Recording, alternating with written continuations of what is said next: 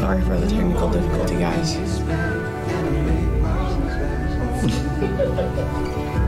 It's technology. It's great and it's awful all at the same time. Can you see it? Yeah. Get it? Yeah. All right. So why don't you tell people where they can get the link? Because the way this is working so far, this time, is you guys can't actually see what's going on the internet. But if you have the link and you want to look at it on your phone and sort of see it after it happens, because there's a little bit of a lag, like kind of thing, you can kind of watch and kind of see what's going on at the same time.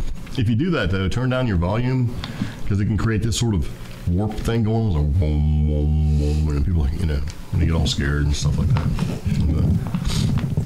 So you got it up? I do. I'm just not trained. I'll fix this part. Okay. Sweet. Because what happens is we get everything all set up, and then you have to go and you do the live stream, and the live stream goes out. And then once you have the live stream going, then you can share a link, and then once the link goes out, you can click on the link and sort of follow along. And then we have, you know, people will show up and they start to ask questions like, are you guys live, even though it says live? Things like that. So it's a pretty good thing. And this is the first, I think, that this has sort of ever been done, at least in Marion in general, is because what you actually have here is a bunch of experts, and you can ask all sorts of questions and stuff. So it's sort of a round table, even though it's really more of a half L. But it's a crescent maybe in the table. future it'll be a round table, but we'll just pretend. So, and then once we get that sort of situation going on here, and everything is live, then we'll be live. And the way it works is we have topics to talk about, but if you guys have questions and you want to ask the questions, ask the question. And then, you know, one of us or all of us will answer, that kind of thing. So it's an open place. It's safe. You know, you can ask any question you want. I mean... We should do some introductions. Yeah. So, who are you? Okay, so Omi over there is the moderator, and she's the moderator for and basically the co-host for the CreepGeeks podcast, which is what we do. And we came from New Mexico. We're actually from this area, sort of, basically in Black Mountain, right? And we went to New Mexico by way of Virginia. And we were out there for about 4 years, and we decided it's time to leave and come back here. Well, while we were out there, we were doing a podcast and going all those weird places in New Mexico, because that place is full of stuff. So it's been an interest for us, and we decided when we came back here, we would try to see what we could do here. And we actually met these wonderful people, and they'll introduce themselves in a second. And it's like there's a whole bunch of like-minded people that are open for discussion with this kind of thing, which is great. In New Mexico, it was kind of open for discussion, but really not. People would tell you amazing things, and you say, hey, can I put that on the podcast? And they're like, no. I don't want anybody to know that I have this amazing story. And there's a lot of natives out there, too, so it's sort of a thing. And then we come here, and they have a monthly meetup that you guys should go to when they have them, you know? Yeah, we have a monthly paranormal gathering the second Saturday of every month here. And just so you know, my name's Daniel. That's Mary. This is Ted. We're the 3 founding members of M&D Paranormal. Yes. Like she said, we do a monthly gathering. It's the second Saturday of each month at 7, right here at the shop. Mary runs the shop out here. You can get all of your eclectic needs. And she is sponsoring all of this today. Yes. Oh, your turn, Bobby. Hey, I'm Bobby from the Asheville Past Lives Project, North Carolina, USA, for our international audience. Yeah. I got a meetup first Monday with the Past Lives Project, and EFT meetup first Thursday. What's EFT? Tapping. Nice. Meridians, this thing, which I do when I get nervous. It's very relaxing. Yes, once again, I'm Tess, part of M&D Paranormal, one of the founding members. Mary is actually my mother. I've had paranormal experiences of my own. I've done a lot of research in it since then, and then investigating with our team. And we actually have, some members that work at the shop. Jennifer comes out with us a lot too. She's awesome. Paranormal paramedic over here. Yeah, tap that shoulder. But so yeah, hopefully trying to expand and get more members and do more investigations, make them more public so that more people can be a part of them. We're really wanting to offer an experience versus kind of like a show and tell type of a thing. We think that's really important because everyone has their own experience. So. And I'd like to stress that we don't, there's no charge to do monthly meetings here. You come in and there's nothing. It's free to the public. That's going to be so we would like to keep it that way. Same thing. Internet sees. I'm Jennifer. Sort of been tagged the paranormal paramedic. I've been a paramedic for quite a few years now. Have been interested in the paranormal. Pretty much grew up hearing ghost stories from my family. Got into investigating a few years ago with a different team when M&D came to town. Kind of stumbled onto an investigation and have been a part of them ever since. So I look at a lot of the emotional and physical things that could potentially cause things to be misconstrued as paranormal sometimes. And I'm Philip. My background is primarily in occult research and studies. I also spent over half a decade living in China and traveling Asia, so I have a background in alternative health and medicine, as well as archaeology and a bunch of other stuff. Dub the name Phil. There's so much there. It's a good alias. Yeah. It almost sounds like a name you would give a Android. Right. Are you an Android? Don't give me away. When the CreepGeeks in charge of design. Yeah. Phil. Jennifer got lucky. Yeah, definitely. Okay, so we're live, right? We are live. What is the link? I am sharing that right now. So Very nice. Are you sharing it to... I am sharing it. If you guys go to Facebook, and you can go to either the CreepGeeks podcast, or where else are you sharing it? I've shared it on Twitter, YouTube, Facebook groups. Well, they need to know where to get it from if they want to watch. You can go to the CreepGeeks podcast Facebook fan page. You just go type CreepGeeks podcast up at the top in the search bar, and it's the first post. You can also go onto YouTube and type CreepGeeks and you'll find the live stream. Yes, and you can see yourselves because you're all on there. We do want to remind everybody, it is being recorded. This is a live event. We have quite a few guests online right now. So I'm not saying don't get lively or passionate about your questions, just, don't embarrass yourselves. Yeah, leave that to the experts sitting right here. That's what we do. And again, it is interactive, so please interact. All of our gatherings, we like that format. We like the give and take, question and answer, because we learn from y'all as much as y'all learn from us. We Yes. love to hear stories. We love to tell stories. Cool. You guys look good on camera. Except for you, Daniel. You don't. Can't you Photoshop that? Just put Sasquatch to the Just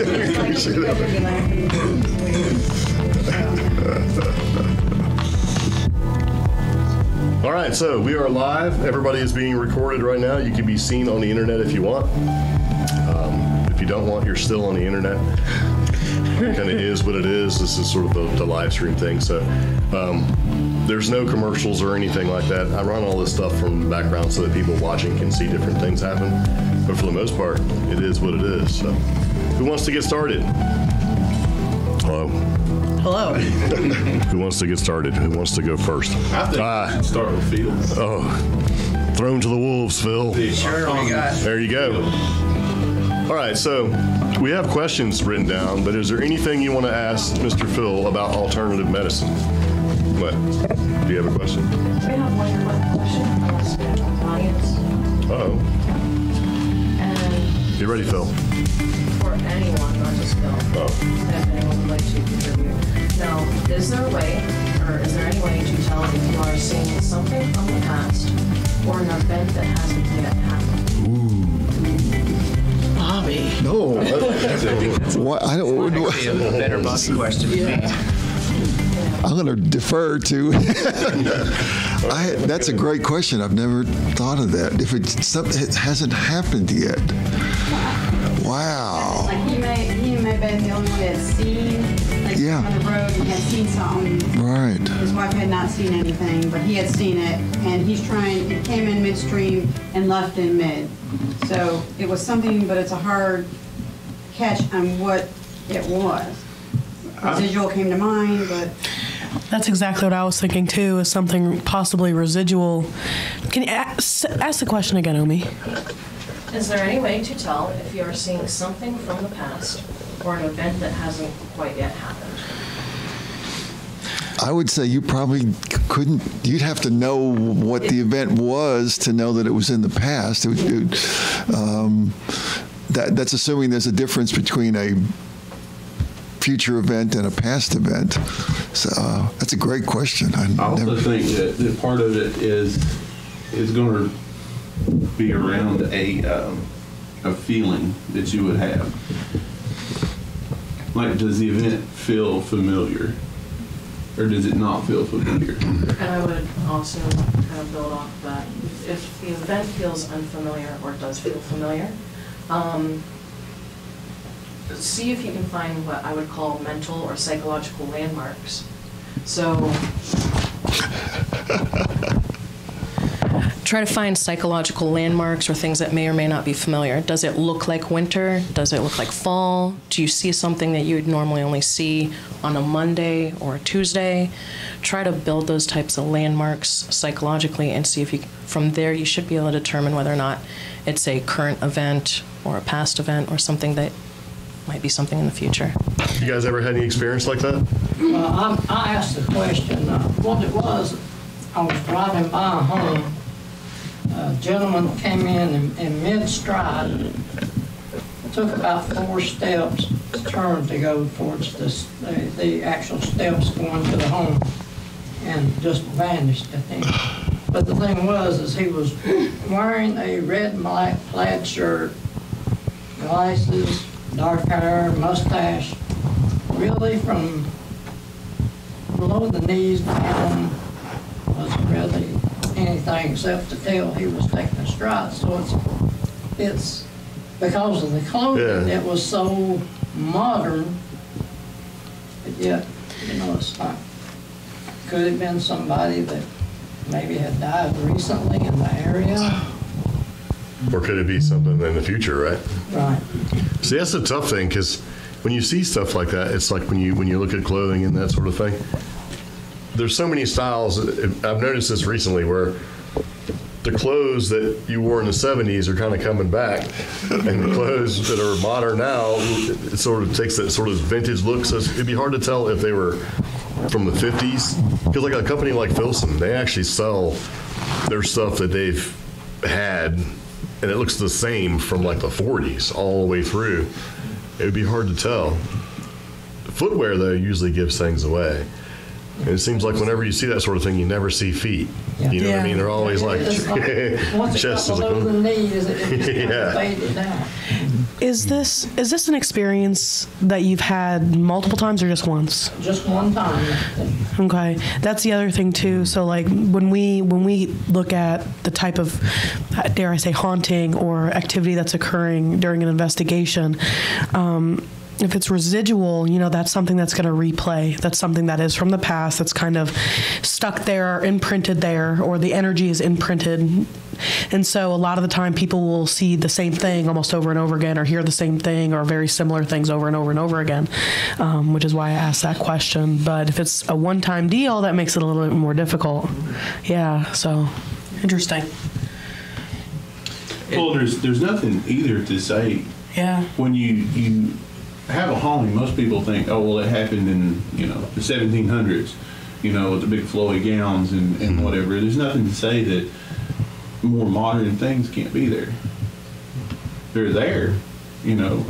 Personally, I believe that this ghosts and spirits are all around us. They choose whether to show themselves to us. And it could have just been something, too, that it could have been a vision for you. It may not have been a haunting. It's really hard to say with just one time. I'm sorry, Phil, go ahead. I was going to say something similar. It did asking the question of past or future is assuming that time is linear. So it begs the question of whether or not you're on a timeline, or if time is something that we don't really understand.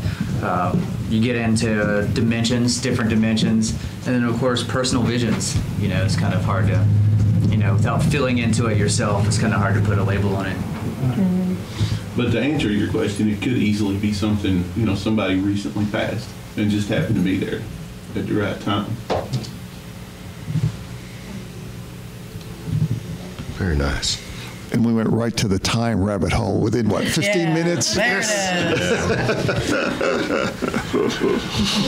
is. Especially if you subscribe to the theory that time all happens at the same time, that everything is happening at the same time. It's just what part of the reality you're in that you actually experience. Because really, if you look at time, it was, from what I understand, humans that put into play time and had to make time exist. It didn't exist before we figured it out. We constructed the experience of time. Like we made it, and you ever met somebody that just doesn't really care at all about time? They're just doing their own thing. It must be nice. Ted. Yes. I wasn't gonna say anything. All right. So Phil, we've started to begin with you. Yes. So let's continue to begin with you. Sure. What questions you got? What started you on the path that you went on? Because it seems like it's a very varied path. It is. I mean, it's probably the same as most people in this room or you guys, just having an interest in it from an early age, trying different things. Started various levels of research into Celtic paganism, archaeology, eventually getting more into Eastern traditions, Eastern religions, herbal medicine, and then it gets like really crazy and kind of wooey with other stuff and different energetics of the body and things like that. So kind of opened up and became a much larger world than I ever imagined, and it's still growing. So, but I haven't given myself a specific specialty on it. So just kind of have a lot of varied experiences in a lot of different fields. Have you felt that everything pretty easily connects? I mean, everything connects, absolutely, through multiple levels. I know science and the paranormal, parascience, all those things, they just continue to agree, no matter how much they want to disagree. Anybody else notice that? Yeah. Absolutely. Well, I mean, Science is a new religion in a lot of ways. Yeah. agreed. Yeah. Very nice. We actually look pretty I heard the word scientism. I kind of like that. No. Yeah, really did. Really? Yeah. Well, unfortunately, because they treat it like a religion, which means you have beliefs that you don't change. Yeah. And that's if you're trapped in scientism, you're not open to new information, and then you just got to wait for one generation to move on for somebody else to get some. See, I kind of worry about that because I like the scientific method where you figure out what it is you're going to research and then you apply the method to it. It's like strict rigors of let's test it, retest it, record the results, and they are what they are. There's no influence or there shouldn't be influence as far as how you feel personally, that sort of thing. And I worry that blending personal feelings and intent into that method is just going to make the results even more muddy, and then you're right back where you started from. Mm-hmm. Well, but the problem is, I guess it all becomes the approach. Yeah. Like, how would you actually approach it? I like the scientists that are like, I'm a nerd scientist, and this is how I do it, and I don't care what the results are. This is what I have. yeah. But it's I don't know. This is kind of a weird thing because there's definitely sort of the blending of, I can look at something this way. Let me apply my scientific method to it, and then get the results where they need to be, and then be able to explain them. Like, what's the astrophysicist guy? Hawking. Neil deGrasse Tyson? Yeah, Oh. he has a really good way of explaining things, but he's also not afraid to throw his opinion out there. Mm-hmm. Whereas it used to be like, this is what it is, take it for what you want, but he sort of puts it in a way that makes it friendly. He's pretty good. Hawking sort of did that sort of thing, but I don't know. The crossover between science and religion is faith is a key factor. Yeah, You know, faith and intent. if a scientist tells me that Jupiter's moon Io has liquid water on it, like, okay, I'm just going to believe it. Yeah. This is Pluto. So, I think they caused some problems with the whole Pluto thing. You have to have a Pluto's degree no of longer a faith. planet. Like, whoa. Hold on a minute. Pluto is definitely a planet. Isn't there a move to get it reinstated? Yes, there's a Yeah. .org petition. I would sign that. Me too. And the other thing with scientism is they've got this huge replication problem where they're having to acknowledge the fact that the beliefs of the people doing the experiments are influencing the experiments, and so when you try to replicate them, They can't.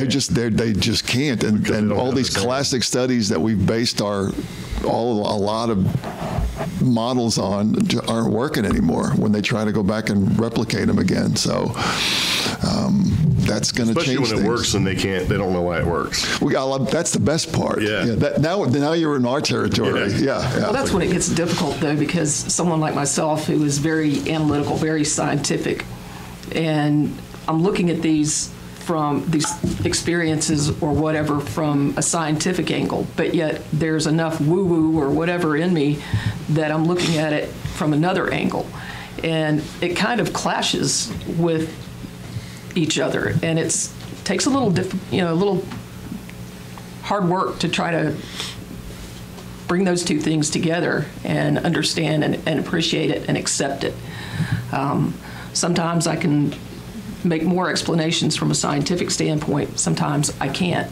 And those are the things that fascinate me the most, is the ones that I can't explain scientifically. See, I'm kind of in the same boat as you, because I look at it, I kind of want to believe, but I have to be able to say, okay, I can't explain this, whatever it is. Or, it has to hit that little spot where you go, oh, what is that? Yeah, exactly. And then when you can't explain it, then you're like, okay, there's obviously something that I don't understand. So I won't just discount things and throw them away. It's like, I don't understand. It doesn't mean it doesn't exist. Right. Well, how do you separate a scientific fact from a personal experience when they don't agree? Well, that's when you have to look deep in yourself and figure out which side you Say want to that jump question on, again. man. How do you separate? Yeah. So you have a scientific fact. Okay. Okay. The sky is blue. Right. Okay. The sky is blue. But then we know that perception is reality, right? So Well, your perception is reality. Exactly. But you have a personal experience. And the sky turns red? I saw that sky for 2 days, and that sky was green. So how do you separate those? Or in our case, science says ghosts don't exist, right? All right. Well, how many of us at this table have had experiences to the contrary? I think it's also the concept of putting it in different terms, because I think we all communicate a little bit differently, and then I think we define things that may be similar or the same in a different way. So I saw a ghost. Scientifically, it could have been I saw a really weird energetic perception of light anomaly and shadow. Like, you know what I'm saying? So it's like, it's also putting it in definition and communication that can equal the same, you know what I mean? So I'm having a hallucination. well, I mean, from a psychological standpoint too. I mean, like 2 + 2 = 4, but 4 × 1 also equals 4. Right. Well, then you go back into that and you talk about a person with some emotional or psychiatric issues. We know that they're more open to the paranormal. Right. Because they're not closed-minded. We're taught from a young age to be closed-minded. We're taught, well, you can't believe that because that's not true. But it is. Again, how many of us here have had experiences to the contrary? But also being very, very careful with that statement of I know, because we do know that a lot of people do have psychiatric diagnoses such as schizophrenia and schizoaffective disorder, or even bipolar. When you become into a manic state, they can produce hallucinations, auditory, whatever. But being super, super careful, and when are those synapses misfiring, or when are those chemical imbalances really producing something versus them actually experiencing something. You have to be super, super careful when walking that line. And we do have a paranormal question on the live feed. Go ahead. This is from Prospero, and he says he has this incident. his grandparents gave his mom 2 paintings of dogs, which he still has. And every time he walks past the paintings, he gets this flash, just this very quick flash of a room with the painter and both the dogs. So he described the room, because it kept happening, kept getting that flash. So he describes the room to his mom, and she said it exactly matched a room in his great-grandparents' first house and matched the 2 dogs and his grandfather and his great-uncle, basically the room they had as boys. So, but it's every time he walks past those paintings. I kind of tried to chip in and say maybe a residual artifact of some sort. Like it just has that much energy and intent from the painter. But what would you guys say? Well, I would go with a little further with what you were saying, is especially with art, something that you put a lot of effort and intent into, you're leaving that residual energy in there. And me, if I could paint and I painted my dogs, there would be a lot of love there. Yeah. And it would stay there. And it would probably project. I'd say that's a great artist. He really did. He talk about capturing something. He captured it so much so that you see the room he was in, not just the person he's painting.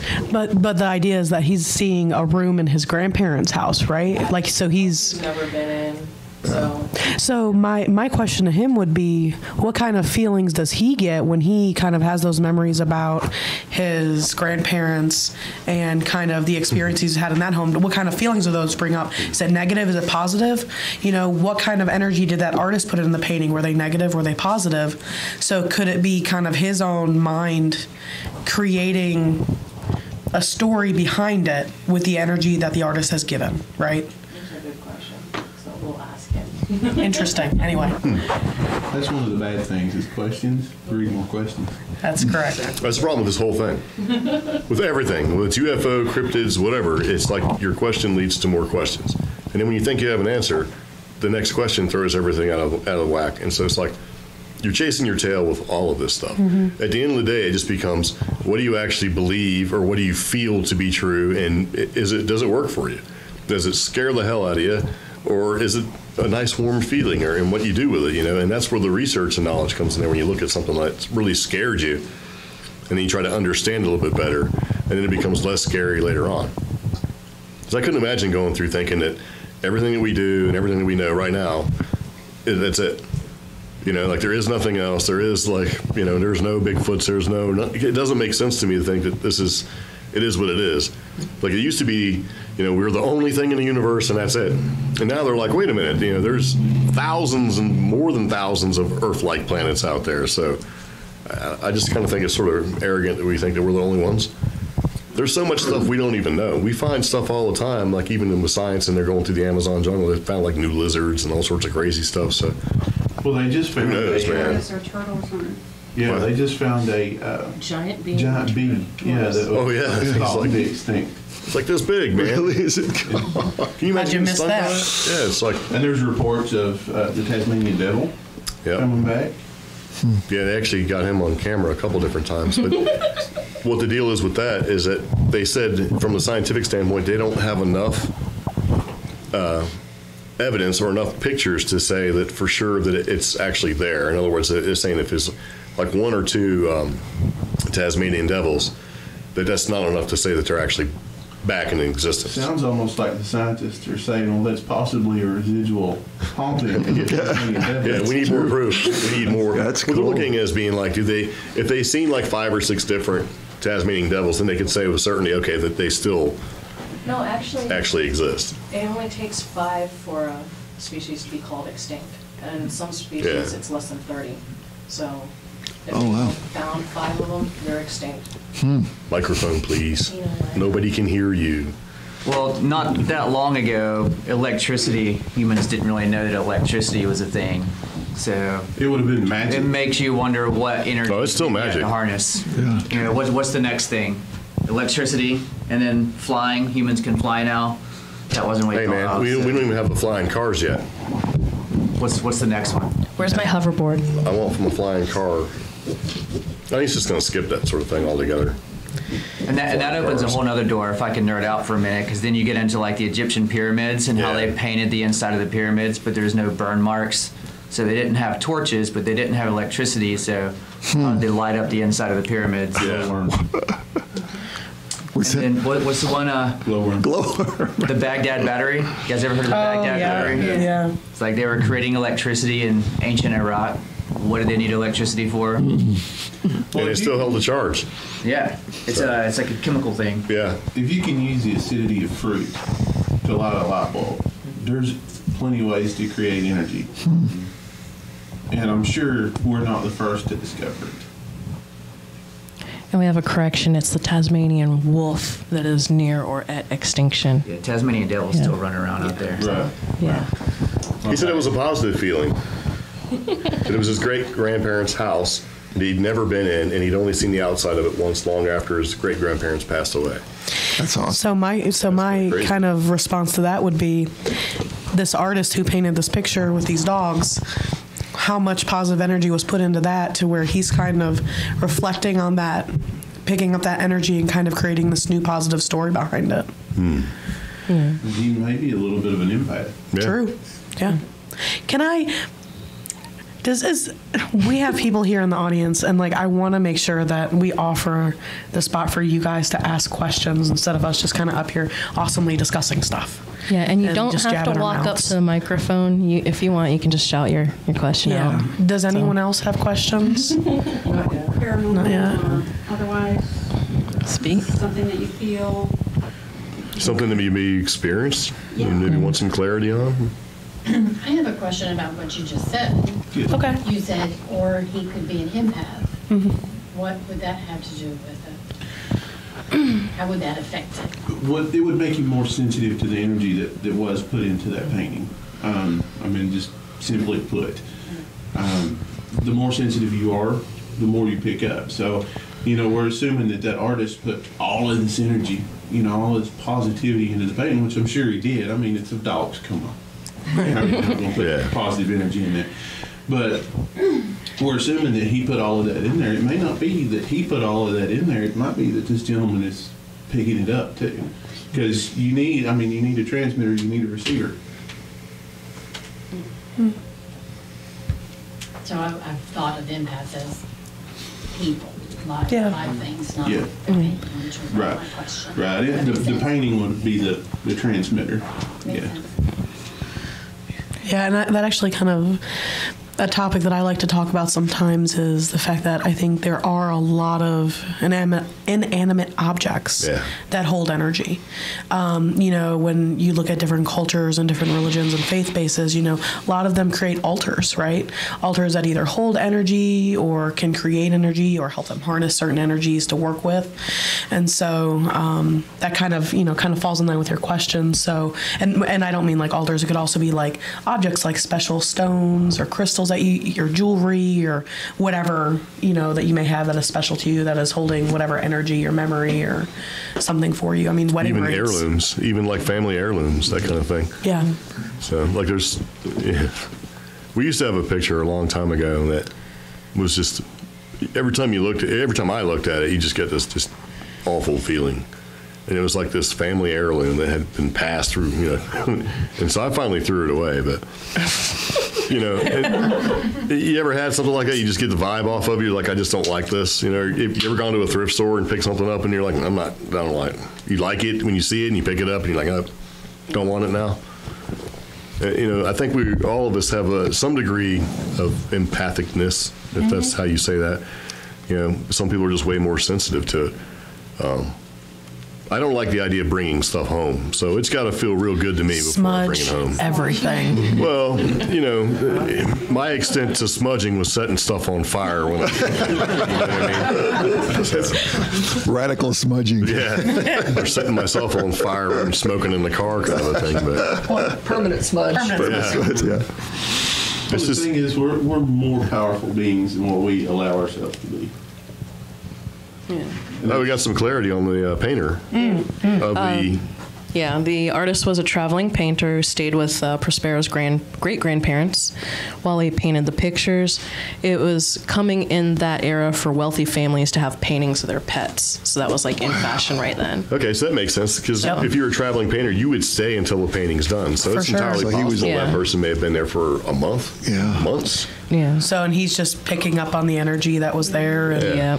Awesome. That's an awesome story. It's weird though, because this painter, a lot of notable painters started to do that. Once there was a bigger middle class and a bigger upper class, they would stay with these people for months. Yeah.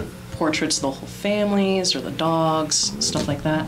They'd stay there. Like all their food, all their needs were met just for these paintings. But this guy, he only signed his name, and it was his first name only, which was Charles. And so, I mean, to me, if you're just going to sign your name, just Charles, not like, Van Gogh or whatever. Share. Still really loved painting. One name, You like know? It must have been Beyonce. about the painting, not necessarily. It was about the work, not Yeah. the person who did the work. Yeah. Yeah. So. That's cool. He must have been a good painter. Yeah. Prospero's from Canada, by the way, if you guys are Yeah. wondering at all. I have a friend in Canada. I visited Canada once. I really enjoyed it. I got Nice thrown out. place. Lots of bacon. Not that time I didn't get thrown out. I really mean ham. And vinegar on French fries. Yes. So. It's definitely a European thing. Canada's pretty cool, That's I the guess. first time I tried Tim Hortons donuts. Oh, yeah. Anybody that's close to one, feel free to send me some. I did have a question. Yes. So I know Phil has had a start in the occult. This is the Shop Eclectic. I know some of you have different backgrounds. What was the first occult book that you got your hands on? And what is the first occult book you should have got your hands on? You should probably clarify a cult. Because some people think a cult's all like demons and devils and stuff. It's just- 14 knowledge. now you have to clarify 14. No, I don't. That's a good question, actually, and I'm going to like self-incriminate myself here. The first book I ever bought was called The Book of Black Magic. Because of the title, of course. How old? How old were you? How old was I? I think it was in high school. Oh, wow. Pretty That's weird. But the twist of it is the Book of Black Magic is actually a collection of medieval texts on ceremonial magic, which is coincidentally Christian magic, particularly Judeo-Christian magic, is the magic of King Solomon. Because King Solomon in the Bible he was effectively a necromancer. He would summon the spirits of the dead, command them to do things. He was working with the jinn, or the genie of the deserts in the Middle East, binding them to brass vessels and making them perform tasks such as build his temple. And there's a whole system of legends behind it. But in the 17th, 16th century, there's a huge thing where people were like getting into that, and they were like, let's try to summon these spirits and work with these angels and these demons, and they all had like different things that they could help you like find lost items or find love or become invisible or like safe travel or whatever was important to the medieval magician. So that was when I first learned that it was a little different than what I might have imagined or what I thought it was. What should have been my first book? That's a good question. I'll have to think about that one. I don't know what should have been, but I know what was. Okay. And then anybody else? I will not just Microphone. occult, but anything 14 or what got you into your field? Well, what got me into the field was pure personal experience. To be perfectly honest, I didn't pick up my first, we'll say, alternative book until I was in my late 20s. And it was actually one, if I remember correctly, it was on Wiki. Scott Cunningham or Ray Buckland? Oh, I don't know. I don't know. And there's what should have been the first. I don't know. I think most all of them are good to start with, as long as you have the knowledge base that it is a start. Yeah. And just because you read one book, you're not an expert. Okay. Anybody else?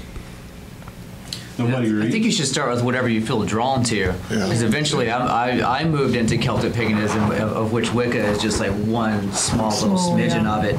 But they're earth-based religions. So at the time, I was really into like herbal medicine, like different like potions and bottles and cool stuff like that. So I was drawn to that. Spent a lot of time studying and practicing that. So, and then it shifted later. But whatever you feel drawn to is the right path for you. Yeah.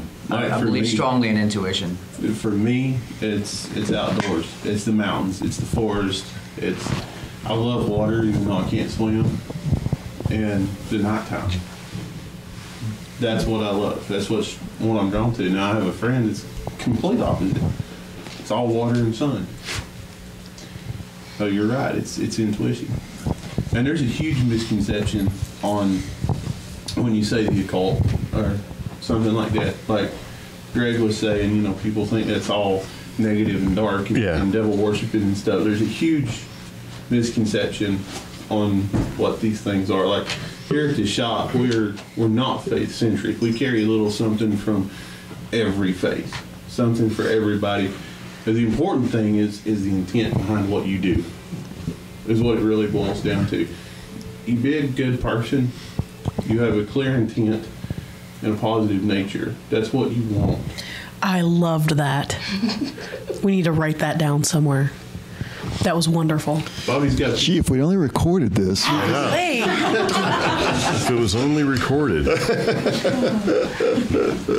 that was good. Yes. That's a T-shirt. Yeah. Phil was talking about was, I just lost the word. My mind completely went blank. That's all you got. Ceremonial magic. Yeah, that was it for the day. Ceremonial magic. It's all intent. It doesn't matter where it's coming from, what faith base, what religion, or if you're making it up. Which is totally okay if you're making it up, by the way. It's the intent. It's what you put into it. That's the important thing. Sorry, tangent.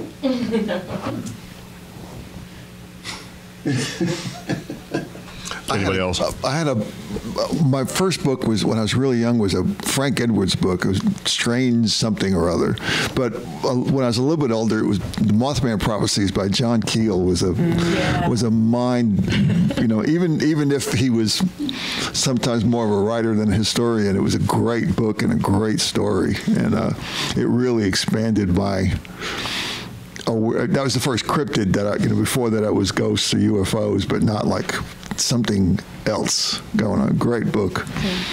And I think with Frank Neal and the Mothman Prophecies, he actually came from kind of a journalism background.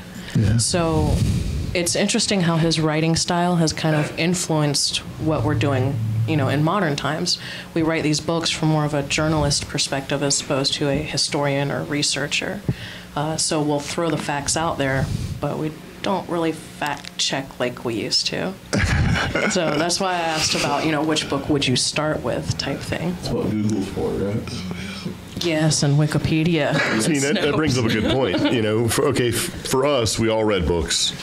That's what you did. But it's 2019, and if you think about it, YouTube has been around since 2005. I mean, I don't think probably most people these days would necessarily pick up a certain book or another. I mean, especially when you get YouTube, watch a video, see somebody else's opinion, see a documentary, it's all right there. But then it ends up being... People go for these reality TV shows, and that's what they're using as experts. And I think those of us who have actually been into this can pretty much tell you that what you see on TV is not exactly reality. So that's kind of a misnomer. Not exactly. Not exactly. You can find... Look at the camera and say that. My face wasn't... You can find CreepGeeks podcast as well as M&D and the Shop Eclectic on Instagram. And one of the most recent memes that circulated amongst us was how long it takes to review paranormal footage. A lot of times you watch these shows and like the ghost hunt, it only takes like a commercial break for them and suddenly they're back in the house showing them everything they found. We did one recently and we're still reviewing that footage. And yeah, that was a learning experience for me. Yeah, it takes like a couple weeks. I brought 4 cameras, set them up and recorded the whole time. How many long? hours? It's about like 5 hours, so it's Yeah. like 20 plus hours. And then if you're doing it and it's late at night, and you sit there and you're like watching, and It's really good sleep material. then you come back around, you're like, oh man, you have to start over again. Because before you fall asleep, you don't go, okay, I'm going to fall asleep at, time 1 minute or 1 hour and 23 minutes. It's just like, oh man, so I had to keep redoing it. And I'm still not done. Probably better if you have more than one person, so. What, and we do. Yeah. We do give them one. Yeah. That's why we bring a team with us. Yeah. But Everybody then, has the opportunity of reviewing something, so I might, look at it and miss something, Daniel might catch it, Tess debunks it, and we're all mad about it. She's a debunker on us, and we think we got, but I've been given this name after one instance. I'm just letting you all know. Yeah, but that was a serious. That's all it takes. Let me tell you the story. 'Cause I see new faces. Here we go, guys. So, Here we go. let me tell you, This is it. My heart still hurts. All right. So we've investigated MACA here in Marion. McDowell Arts Council Association here in McDowell County, Marion, Main Street, North Carolina. It's Yeah. also home to the Foothills Theater. Great positive energy in this place. It's got some stuff going on, but it's a great positive energy. And we've been in there and investigated probably 4 or 5 times. Not Six. Counting, 6. Not counting the ticketed events that we do. We take people in on actual investigations, and it has never disappointed, never. But I think it's our second investigation we caught this footage that you debunked. It was this past summer. There's 3 levels to MACA if you've never been in there. The basement, the main floor, and then upstairs where they keep their props and clothes and uniform, stuff. shoes, hats. Yeah. And we had a camera up there because, story had it that there's 2 ladies up there who are very helpful. If you lose something in there, you can go ask them, say, I need such and such. And they say by the time you're leaving, you'll find it. So we had our camera set up, and Tess had put a ball out in front of the camera. And This camera is facing down kind of a long walkway with clothing racks on either side of it. So you're seeing like kind of the wood floor and the clothing racks at either side and the ball at the very, very end. Mm-hmm. And, we were hoping to get the ball moving, is what we were hoping for. Just something that they could show us. And I'm reviewing footage, and I saw a little girl. My whole heart said, I'm looking at the apparition of a little girl. Mm-hmm. I got so excited. I thought we had the Holy Grail. Mm-hmm. And it was a series of pictures. Mm-hmm. It wasn't video, it was a series of pictures. And, I saw eye shine, everything. I saw this little girl. All right? So I sent it to Mary. I didn't much more get it sent before she's calling me going, oh my God. Right? So we're all excited. So then I told her about it, and she goes, let me look at it when I get home. Her is Tess, by the way. Yeah. If they're watching, they see me pointing. So I stared at this picture, I kid you not, like this, for probably 20 minutes. And she gets home and she looks at it and she goes, no, that's nothing. What? No, it's nothing. Daggone if she didn't prove it wasn't nothing. And I'll let you tell that part. So when we go into investigation and we're taking pictures, we try to take in series of at least 3. So we're standing in one location trying to take at least 3 pictures at one time. That way, if we do catch something, we have a before or an after of some kind to compare it to. So in this case, it was a series of 3. In the first photo, there was nothing. In the second photo, you're like, holy crap, there's a little girl with eye shine in a dress. And you're like, oh my God, that's it. And then in the third picture, you can... It was taken at just barely a different angle. Like it was just a little bit turned.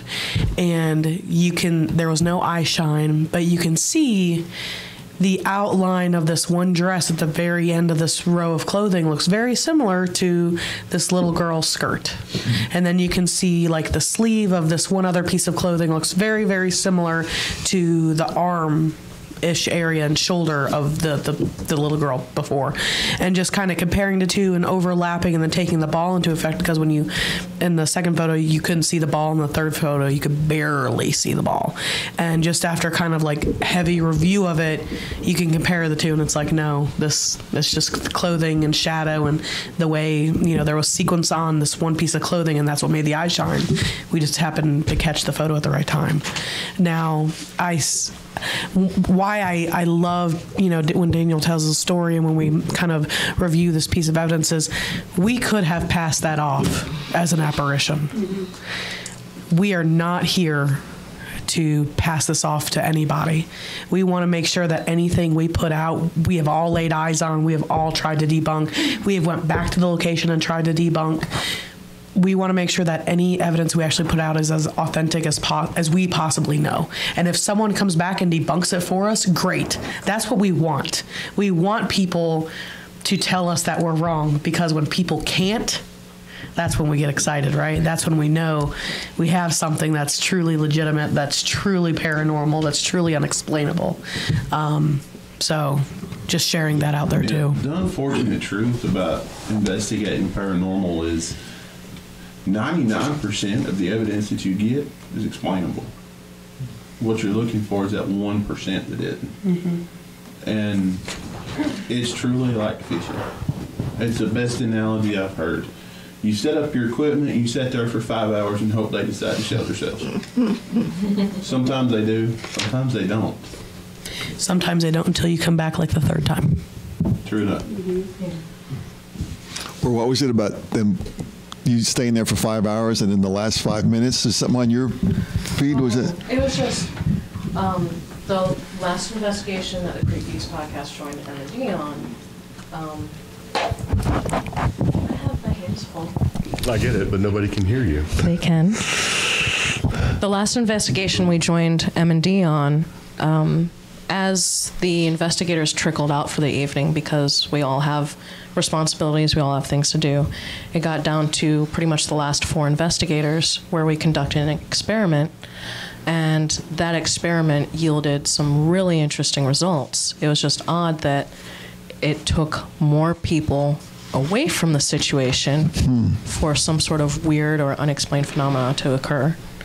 So, which I totally feel is not uncommon. Like, yeah, that's normal. I would say that is normal. Well, there are in the paranormal world. Mm-hmm. There are exceptions to that tool, that rule too, if I can speak. Mm-hmm. In that case, makes perfect sense because of what we were doing. And now I go back to Macca. Yeah. The more people there, the better. And I think that's because one of the entities that is there is an actor. He's a showman. And he loves the audience. Like I say, every time we've been in there, we have not been disappointed. Anybody that went with us has not been disappointed. And one of the first times that we had set up for a ticketed event, the entity we've named Luke, as we got that name on the spirit. But you're talking about Greg as the actor. And well, this particular instance, I was talking to Luke. Oh yeah. Yep. And Luke supposedly lives in the boiler room in the basement, which everybody's terrified of, which is the first place I went. And we were setting up. I was right there. I was putting their SLS cam up in that room, hoping to catch something. You got to tell them what that is. Yeah. Oh, what's an SLS mapping? It's a 3D mapping camera, and I use a depth perception software as well. And I was setting that up, and I got the bright idea. Put my head in the boiler room, and I said, Luke, I said, I told you we'd be back. I said, do me a favor and put on a show tonight. I barely got that sentence finished before the breaker kicked and the lights went out. Yeah. And I was completely in the dark. All I said was, thank you. Yep. And he put on a show. He has ever since. We had I think it was 26 or 28 people on that particular event. And more than we were prepared for. Way more than we were prepared for. And almost every person had some kind of experience. Whether it was physical, energetically, they just felt something, they heard something. Like almost every person, utilizing our equipment, almost everyone had an experience. And this was amazing. Are these things that you do with MACA, is it a group investigation or is it considered a tour? It is literally a group investigation. Okay. When we host an investigation event, is kind of what we like to call it, we set up our equipment, we bring people in, give them a little bit of history, we show them how to use the equipment, and then we go with them, and they're the ones investigating. That's how I got involved with them. Literally started on one of their group investigations, and lo and behold, before you know it, I was a part of the team. Ooh. Just kind of panned out that way. And she is an invaluable part of the team. I'm just saying, she's great. And let me take this opportunity to clarify again something that Mary had said earlier, is our investigations, when we get called to a place that, somebody needs help and say, we've got this going on, I don't know what to do. Can you help? Or I need validation so that I know I'm not going crazy, which a lot of times is just what's needed. We don't charge for those. We do accept donations, but we don't charge for our investigations. That's why we do the ticketed events. That's why Mary runs the shop, is a way to finance what we really want to do, and it's help people, because this equipment is expensive, gas, travel time, but we don't charge for those investigations. We're in it to help people. So I just wanted to clarify that. Do you think some of these people are so freaked out because of their religious beliefs they have that they just can't accept Most definitely. something happening? Yeah, most definitely. We're taught, especially here in the South, that ghosts are bad. Anything paranormal is bad. So you don't want that in your home, because obviously it's a demon, right? Because that's what else could it be? And that's not really the case. And that word in particular, this is another soapbox in mind, y'all, I'm sorry. That word demon is highly overused. Not to say that they're not there. I do believe they're there, but it's wholly overused. I personally believe that when we pass, if we stay here, we retain the personality that we had in life. Which means if you're a bad person in life, you're going to continue to be a bad person. If you're, for instance, me, if I pass and I stay here, I'm going to have a whole lot of fun. There's going to be a lot of people I haunt. I'm not going to be mean to them, but I'm going to have a good time. I'm telling you. And I think that is one of the misconceptions. Just because the spirit might be negative, don't mean it's a demon. Now, it could be. You never know.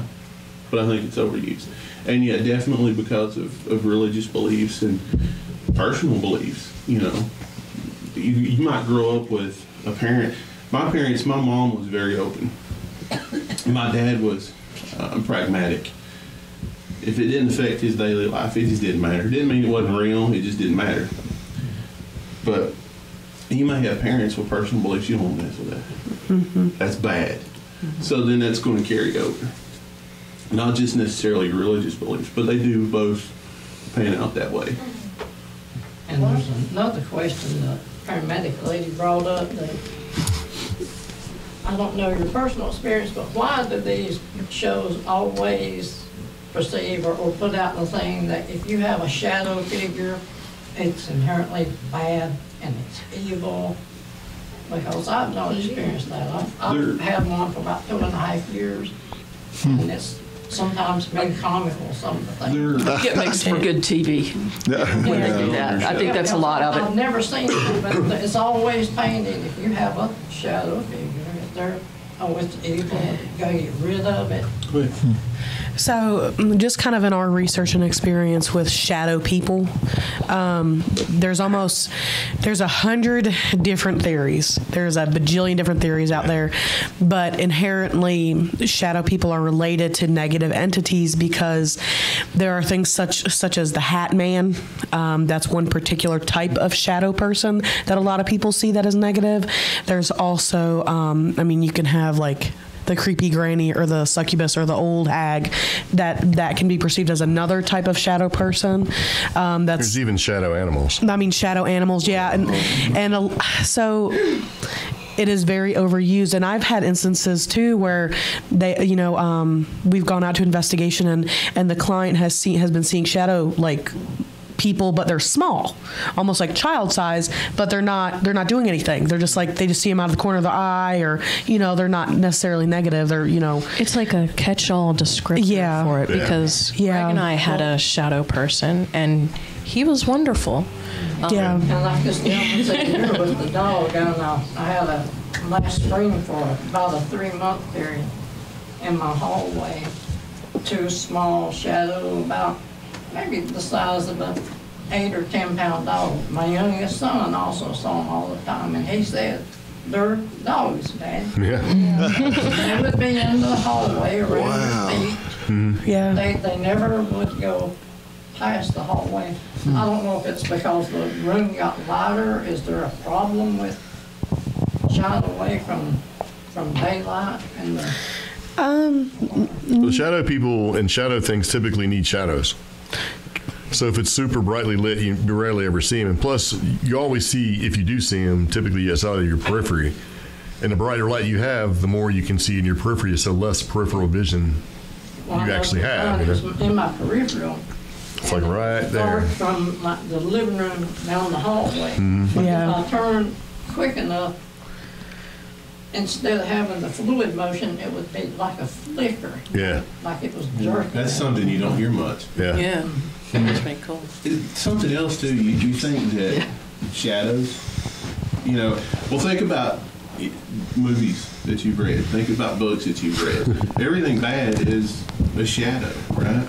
Everything bad hides in the shadows, right? So it's a natural progression. If it's a shadow being, then culturally and socially, yeah. That's why I wish these TV programs wouldn't keep that up, because it was. Well, there's a lot of things that legitimate investigators wish TV shows wouldn't do, but unfortunately it sells. Yeah. Well, I've got a question. Whenever you're at a house and you've determined there is something there, what happens after you leave? Does the house then, do you recommend a cleansing? Do you? That depends on the person. Is it the person? Mm-hmm. Can I let Mom answer this question? No. So. She's like, No, thank you. So before we even start an investigation, one of the questions that we ask is, why do you want us here? So is it, and sometimes, a lot of the time it tends to go a little bit different way than what they say us, or what they tell us, but are you scared? Do you want to find an answer? A more recent investigation, it was, I want to figure out what happened to my father, type of a situation. So it was like, so we get, well, does it scare you? Do you want, so we always start with that. We always have a discussion, because one of our actual pieces of paperwork that we have people go in and sign, like when we're doing liability waivers and everything, is expectations, right? There's no guarantee that we're actually going to find anything. And there's no guarantee that we're not going to find the holy grail of paranormal experiences. But, if we do find something and you are legitimately afraid, we will do everything we can to support you in finding a way to lessen that fear, or to make you feel more comfortable, or to give you the opportunity to experience something that may help. So we do offer cleansings and smudgings. We do support people in finding, if it's a priest to come bless the home, we're gonna do what makes the client feel most comfortable. And then we've been in situations where they didn't want us to do anything at all. They just wanted to have the experience. I also want to stress that when we go on an investigation, we do I do a specific deed search on the house and go through the family and find out if there's any deaths or murders in the local area around that facility or that house, or which allows us to get a little bit of history when we go into it, and allows us to determine who we want to bring out on that specific investigation with us, who's best suited with us, such as. We like to tailor personality. We have a group of essentially like 11 people now. Not every investigation do all 11 members of our group go out, but we are, kind of tailoring to the situation or to the need.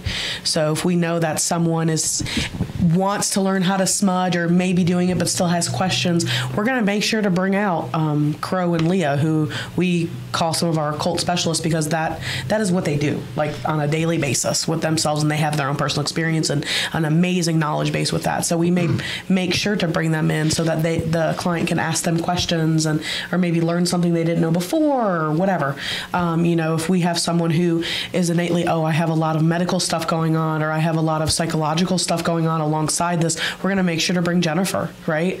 Because maybe they can answer some questions. Maybe Jennifer's going to see it from a different perspective. Maybe they'll get along, but whatever. So we're definitely trying to tailor the investigation to the client's needs.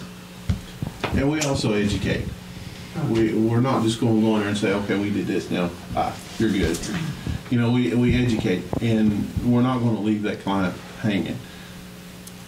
If we done an investigation a year ago, and that client calls us up tomorrow and says, something's going on, can you come back? Yeah, we'll be back. If we do an investigation tomorrow and we cleanse and they call, the next day and say, it didn't work, well, we're right back out there. We'll do everything that we can. And one of the other things that we didn't mention is that client confidentiality is very, very important to us.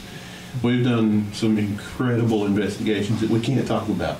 It's a real shame. Wow. But, we can't. That's important. If you don't want us to talk about it, we weren't there.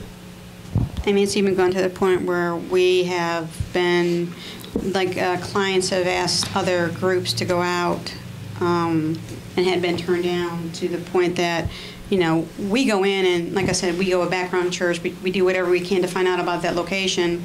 And one of the clients turned into that. We were able to help them drastically in the Morganton area. Yeah. Which was phenomenal. So somebody came in, didn't think it was for real, but we come in full force with our knowledge in it, and worked with them and handled the situation to the point where everything's great now. Totally. And if we can't help, we're going to find somebody that can. Right. And also I want to say the shop has brought in a lot of people from the community talking about certain situations in their home, to where there was really nowhere for them to go. So they come in here and they start asking questions, and I'm writing down like a book. I'm asking questions. I'm like, I'm going to get the group together. We're going to talk about this. We're going to get back with you. If there's kids involved, that's a priority to us. If there's kids involved, that's very important to us. That's we got to go now. Well, because we understand that a paranormal experience to almost any capacity can be somewhat traumatic. And, to an adult, that's one thing, but to a child can sometimes either be they don't even notice it because they see it on a daily and it's nothing to them and it's totally normal, or it's interrupted their whole life to the point where they're afraid to go to sleep, or they're afraid to do certain things that they normally would have before, and that's worst case scenario for us is when we are brought to the attention of there's a child who's, I don't dare I say suffering, but having a major issue, and to us, the majority of us are parents, and so that's most important to us. I think I've seen a lot of times the children's fear is just the reaction of the parents. Also. Oh, correct, exactly. Oh, yeah. And we have too. We have too, 100 times over. And my children see things sometimes like me, but it's not. It's not a big deal. Dad, man won't leave me alone now. He wants me to play. Wow. And yeah. He keeps tickling my feet. Yeah. I thought, well, tell him. Yeah, that's not at all creepy. That's not at all creepy. I just don't want to tell him that you need to sleep. Yeah. talking. Tell them to quit. Yeah. Yeah. And they got to mean it. 9 times out of 10 it works. Yeah, that's how you make the boogeyman go away. You got to tell them to stop. Yeah. I had an experience when I was little. I never saw anything in my home actually as being harmful, so, I didn't want, to be Yeah. to him, because I actually, in my heart, believe it was actually the person that built the home and lived there before I did. But that was the perfect. I just want to validate that, because that's exactly what I would have recommended to someone else with that in that same scenario. That's what I have to do with my own daughter. So yeah. I also want to stress to the point that some of the adults that come in here are so drastically taken back by what they're going through, to the point that they're in here crying to me when they come in here, and I'm like, listen, I got your back. I believe it. Let me get as much information. Like I said, we go out on it, and the outcomes are always phenomenal based upon the group of people that we have here today. And that's part of what we do with our monthly gatherings as well, is we give people a safe place to talk. These experiences, it doesn't matter whether it's ghosts or cryptid or UFO or anything paranormal, under that umbrella paranormal, it can all leave a person with a sense of almost like PTSD. It can be wholly traumatic. I myself have dealt with some nasty stuff over the years. I've bled twice because of something unseen that attacked me. I've dealt with the old hack and sleep paralysis. The old hack syndrome. You can research that. It's everywhere. It's nasty stuff. But those experiences for me turned out to be a positive, because it led me to where I'm at now. It gave me a knowledge base and a security to actually help people that are going through that same stuff. I was lucky enough not to come off with that PTSD syndrome. So that's part of what we want to do, because you can't, like you were talking about earlier, your faith base, it can stop you from talking about these experiences. And then what? You hold it in and let it fester, Well, I've had people that's actually seen it with me, and it's like, well, I'm not saying it is, I'm not saying it's not. Right. I just don't want to talk about it. Yeah. And that's not just with the paranormal, though, because I've seen things in the Southwest that may have been some sort of cryptid or something specific to the Southwest. And the people I'm with just refuse to acknowledge it. Yeah. And it goes back to faith-based. Some of those people, their native beliefs are, if you acknowledge it, it gives it more power. Mm-hmm. Or it gives you power, it gives the creature power over you. And while it grates my nerves because I want that validation that somebody else just saw something or experienced something with me, I still kind of have to respect their belief base, because what if that's true? What if we both just saw a skinwalker and now she acknowledges that and now there's skinwalker's going to haunt her? That's terrifying. Now, do they see that the way a lot of people see spirits, as forming an attachment? Yes. And if they acknowledge it. Yep. And that's, again, that's with paranormal or cryptid. It seems that from a psychological standpoint, the acknowledgement of something out of place allows it to attach itself or manifest upon you in some way. So some of us can take that lightly, like how you're describing your home situation. And some people in some cultures specifically take it as some sort of omen or some sort of warning. And you just have to accept those people, I guess. All right, shifting gears here. Yeah. Going to go around the table. Favorite cryptid? We're going to start with Phil. Going around the table. Okay. His favorite cryptid is he has no copping out. Phil is his favorite cryptid. He's like, my favorite cryptid is me. I am Phil. Favorite cryptid? Honestly, I'm not into cryptids. You don't have to be into one, but if you had to pick one. Sure, Bigfoot. just because. You can pick a Pokemon character if you want, because they kind of remind me of cryptids. All right, so Sasquatch. Sure. What about you? Okay, so. Oh, come on. I know. Spring. I can't. I don't know. You got to have a cryptid that you like. We all got our favorite cryptids. I mean, I really like giant squid, but they're an actual thing, so. That's true. Architeuthis. Like. They didn't used to be. I know. They didn't used to be. Yeah. All right, so we're going to go with giant squid. Bobby? Great, I have to top that. Yeah. Is a skinwalker a cryptid? No. Kind of. Could be. It kind of, see, Skinwalker's kind of weird because it basically divides amongst a couple different things. Magic, right? And then basically you're moving into the cryptid / nature / so I guess you go, we're going to let you have that one. Which is exactly why I like it. Yeah. So it's like a little woo-woo with a little bit of scary stuff. It's me in a nutshell. Yeah. That was really creepy in my ear. I just want you to know that. Yes. I've got to go with a little Squatchy boy. Squatchy. That's Squatchy boy? Yeah. All right. That's the Marion version of the. That's actually. Is it really? I'm from the eastern Tennessee. They call them Squatchy boys? Yeah. We call everything. They're called boogers. See, I've heard that, like wood booger and all that. Yeah, boogers. Which I think is just inappropriate. That's just gross. And Greg, what's yours? Thunderbird. Oh, excellent. Yeah, you like that? Because, see, a Thunderbird, I think, has the possibility of being real. Because what is a Thunderbird? It's a big bird. And I'm not talking about like the Native American rock version, which is like a flying pterodactyl or something like, you gotta say pterodactyl, right? It's actually like a big Thunderbird, maybe a 20-foot wingspan. Falcon. It's just a giant bird. I think a big giant bird has more of a likelihood of survival than, pterodactyl. Can I change my mind? No. Yes. Okay, go ahead. Any type of nature being, No. including Sasquatch, can be a nature being, depending on the theory of thought. See, Some kind so of nature being. fairies, Big giant bee. fairies I are have nature one. beings. Omi's got one. Technically, All right. get out of I here. have two. No. Lend one to Tess. The one that, yeah, I know. Okay, so the one that, it's not my favorite, it's the one that scares me the most, and that is Skinwalker, because it has Yeah, I don't like Skinwalker. 1 foot in the spiritual realm and 1 foot in the physical realm. And it's the closest one to humans, in a sense.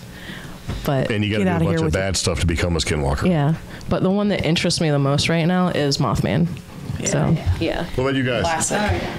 Mary? Microphone. I'm gonna say Squatch and then the Mothman. That's exactly what I was gonna say with the Mothman off right off the bat. Because there's been new Mothman sightings. No, the lizard man in South Carolina is pretty fascinating too. Yep. Oh, yeah. What about you guys? Anybody? Frankenstein. Yeah. Well, no, Dracula? in North Carolina, in the eastern swamps, they talk about actually werewolves down there. Dogman. Dogman. I'd have to say probably the Jersey Devil. Ooh, Good Good one. one. That is a good one. It is a very good one. That's one that goes back in the 1600s too. Really? Yeah, there's a couple different versions that you hear of the Jersey Devil. Crazy. Yeah.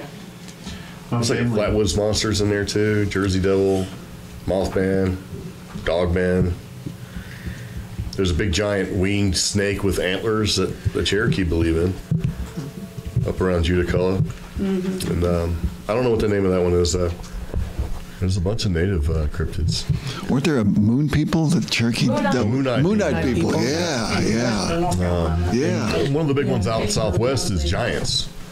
There's the Cherokee little people. Yeah. Cherokee little people, yeah. Right, now, the Lake Lore area is real heavy into the little people and the fairies. Yeah. Yeah. Yeah. That's what we're talking about. It does not look like I have a mullet. In the comments, it's like your headphone looks like you have a mullet. First off, I was gonna Smile let you when you say know. that, buddy. We won't tell them Party about in the that back. Camaro sitting beside your driver. So I can make it look even more like a mullet. Party in the back. So I have a question for the creepy. What? What? So It considering does look like a mullet. Hold on. I got enough things to worry about. considering where you all lived most recently, did you Yes. ever come in contact with a chupacabra? No, not the goat sucker. You. What? I came in contact with what would have been described as one. But it was dead. And it was not a chupacabra. Is it a dog? It is Mangy because dog. living in the desert, you learn how quickly the desert can just mummify and just freeze something up. And what was creepy was we didn't live like in the middle of nowhere. We lived on the outskirts of a suburb, which in New Mexico is the middle of nowhere. Sounds glorious. Yeah, like, it is. It's kind of nice I could because leave my house 10 minutes, nobody's around. and within 1 mile, I am so far in the desert I could possibly die or dehydrate. But I'd find petrified wood, and that was my thing. I'd go hike from my house every weekend and just get lost in the desert and take pictures. I found this thing in the winter time. It was still dry, no snow, no nothing, but laying along what was once like a mining or strip road, there's this very large skeletal remains, and the skin was dried up on it. It was a dark brownish gray color, but it fit the photographs you see of a chupacabra to the T. Wow. Now, the only reason I realized it wasn't a chupacabra was because part of its tail was under the sand, and my bigger dog, being curious, kicked the sand away and exposed the tail of a husky. Wow. It's just the way the elements got to that corpse. We did go camping one time. This is sort of a quick thing. We actually moved and we got into New Mexico, and we got the keys for a rental place because you don't buy houses in New Mexico, especially if you plan on coming back. So, and then we immediately went camping because we had a big white van. We have another one now, but we called it the Great White Buffalo because it was a big Dodge van, and it was going to take us to all these places in New Mexico to see all the weird stuff and kind of do stuff like that. And we went to a couple different places. Anyway, to make a long story short, we got to a place where it was the Continental Divide? Yep. Continental Divide Trail. This is around Grants, New Mexico, after having experienced some weird stuff. But we had joked around about skinwalkers because my wife has some native friends that said, don't go up in that area because it's full of skinwalkers. And it's just like, and we had heard warnings like that before because it's just a general warning. Oh, don't go there because there's skinwalkers. Don't go there because there's, whatever. So it's like, well, you can't really go anywhere.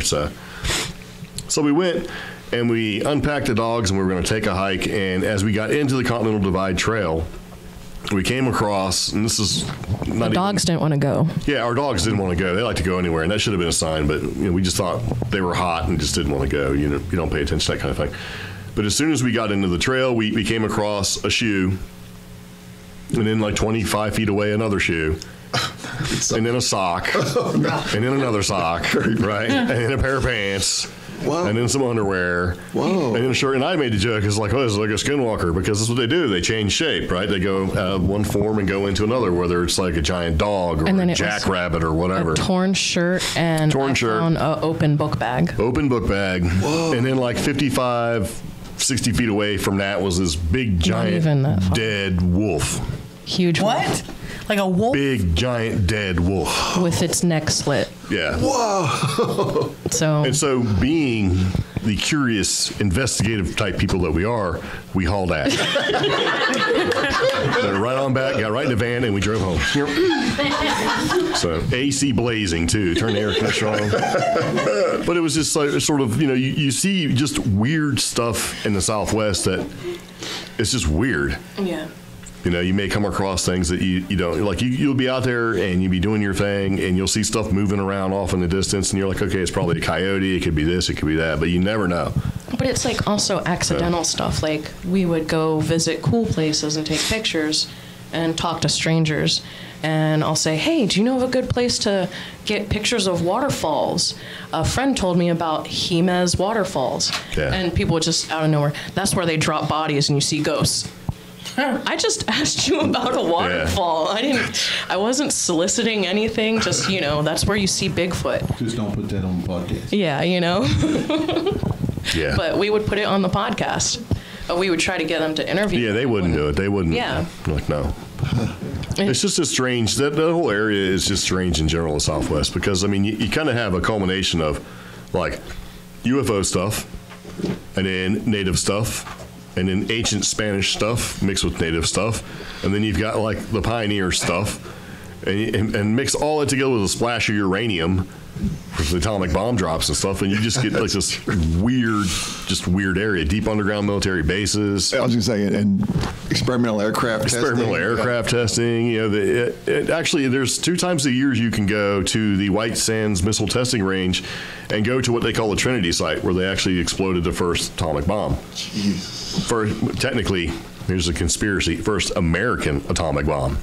And you can go, because they were such low yield that, you know, about 80 years has passed, you can go stand on the site where they blew up the first atomic bomb. And they open it up twice a year, once in April and once in October, because the original blast dates, it's so hot there that you wouldn't want to go anyway.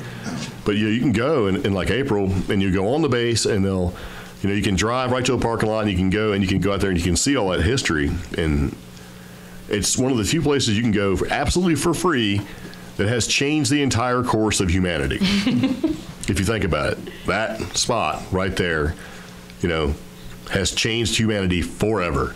And you can stand there and play with stuff and joke around. Ooh, these rocks are hot, you know. You made a woman so mad. Yeah, I was like, ooh, feel that, they're still hot. But it's weird because we lived in this place that was full of all these unusual things and supposedly very haunted or lots of ancient legends. And now we move out here and I find North Carolina terrifying. So I don't know if I got just accustomed to the Southwest or if this is just a whole new version of wacky for me to get used to. Probably a bit of both. What about it's terrifying? The woods. I'm an avid hiker, and in New Mexico, man, you can see stuff coming. Here you That's can't. kind of true. I mean, Here, it's right in your face before you can find it. Yeah, when it's on your face, it's, you know, when it's on your face. The bad thing It's is too you late. can hear it, but you can't, that's my thing. can't tell You where can't see it. Yeah. Visibility in the Southwest, regardless if it's paranormal or not, visibility in the Southwest is amazing. Like, one of my favorite hiking spots, you can literally see to the next state. But it's in the middle of New Mexico that you can see Arizona from there. Wow. But here, I can't see around the switchback on the trail. I have no idea if there's a mountain lion or a Bigfoot or, gosh, a hag, who knows, like on that trail, because it's just darker here and there's a different feeling or presence here. And when So- you walk the mile and you still hear it following you. That's the, Yeah. yeah. Yeah. And New Mexico has its own weirdness too. Like, you take a black light when you go camping and you can shine it across all the dirt and stuff and see fluorescent scorpions. You only do that once. Yeah. Whoa. Because they're everywhere. So you might as well just go and turn the light off because they're out there with you. Whoa. So. Can I ask, like, Phil, Jen, and Bobby a question? We're Yeah. talking about, like, all these weird places that we've lived or that we've been, right? Have any of y'all, like, ever, especially, I know Phil, I mean, you've been to China, that's weird Scary. in general. But, like, has there been, like, a uniquely weird place that you guys have been or lived?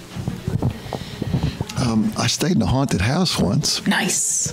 Sorry, scared you. No. It was, I was playing in England, and there was a place. It was a pub, and they made a bar downstairs, and we played upstairs, and got to stay upstairs, so I got to spend the night, and. We walked in and the bass player from Appalachia, interestingly, from Texas, he said, "Man, this place is haunted." And the woman's there, she says, "No, it's not." And as soon as the bass player walked out of the room, she went, "Yeah, this place is real haunted." This used to be a children's clinic back in the 1800s. Oh, wow. So, you know, who knows how many people died in here. So we were hanging out afterwards. They let us hang around. I experienced Guinness on draft for the first time in my life. That was a religious experience. Yeah, it's delicious. It was like, if I'm sitting here looking at Omi and I know Greg is out of my vision, I know Greg is there, except when I look at Greg, you're not there, but I kind of know. They were just on the periphery of my vision. There was a guy with a bowl haircut, and it looked like a potato sack for a shirt. the weirdest thing, just like a really burlap thing with sleeves cut out and the bowl haircut shaved around here. It's like peasant wear. And he was sitting at a desk, and there was a kid, like a mini-me version of him with the same haircut and the same kind of shirt, sitting next to him, and he was doing this on the table. And at the corner, at the back of the place, was a woman in a full red dress. I mean, a society lady dress, the whole thing, the hoop skirt, the whole thing. But if you look, you didn't see him. But every time we were talking to him, it was always in the. And the weird thing is, we played that. We came back the next year and played there, and there was nothing. The bass player didn't feel anything. Some work. I didn't. No. They just I called. The place has been torn down since then. It was the Bladen R&B pub, and it was pretty cool. It was the first time I got to see something like that. So it's crazy. Pass. I guess one of the strangest things I've ever been a part of was when I was in college. I was in sports medicine, and I traveled with one of the teams. As a team building exercise, we decided to go camping. So the team got together, and we all went out in the woods. This is up near Boone. And we go into this area, and the whole time we're there, we're hearing these strange things, and there's just this eerie feeling the whole time, and everybody's kind of freaking out. Anyway, we finish everything up. The next day we leave, and we find out that we were basically camping on an Indian burial ground. So I think we all kind of freaked out at that point, because we did have some very strange experiences, a lot of noises, a lot of things that just didn't quite add up. And we found out later it was an Indian burial ground, so that was a little uncomfortable. I actually live in a 100-year-old mental hospital. What, like currently? Like right now? Right now. Oh, wait, no, I know what you're talking about. Yeah. I've installed cable in this place, and let me tell you, it is creepy. Yeah, in Asheville, there's an old former mental hospital and military hospital from the turn of the century. It's now an apartment building. Yeah. That's where my apartment is. That's pretty weird. Yeah, it's kind of weird. I don't understand that either, because it used to be, I guess, an asylum basically, and we have a place in Virginia that's that way.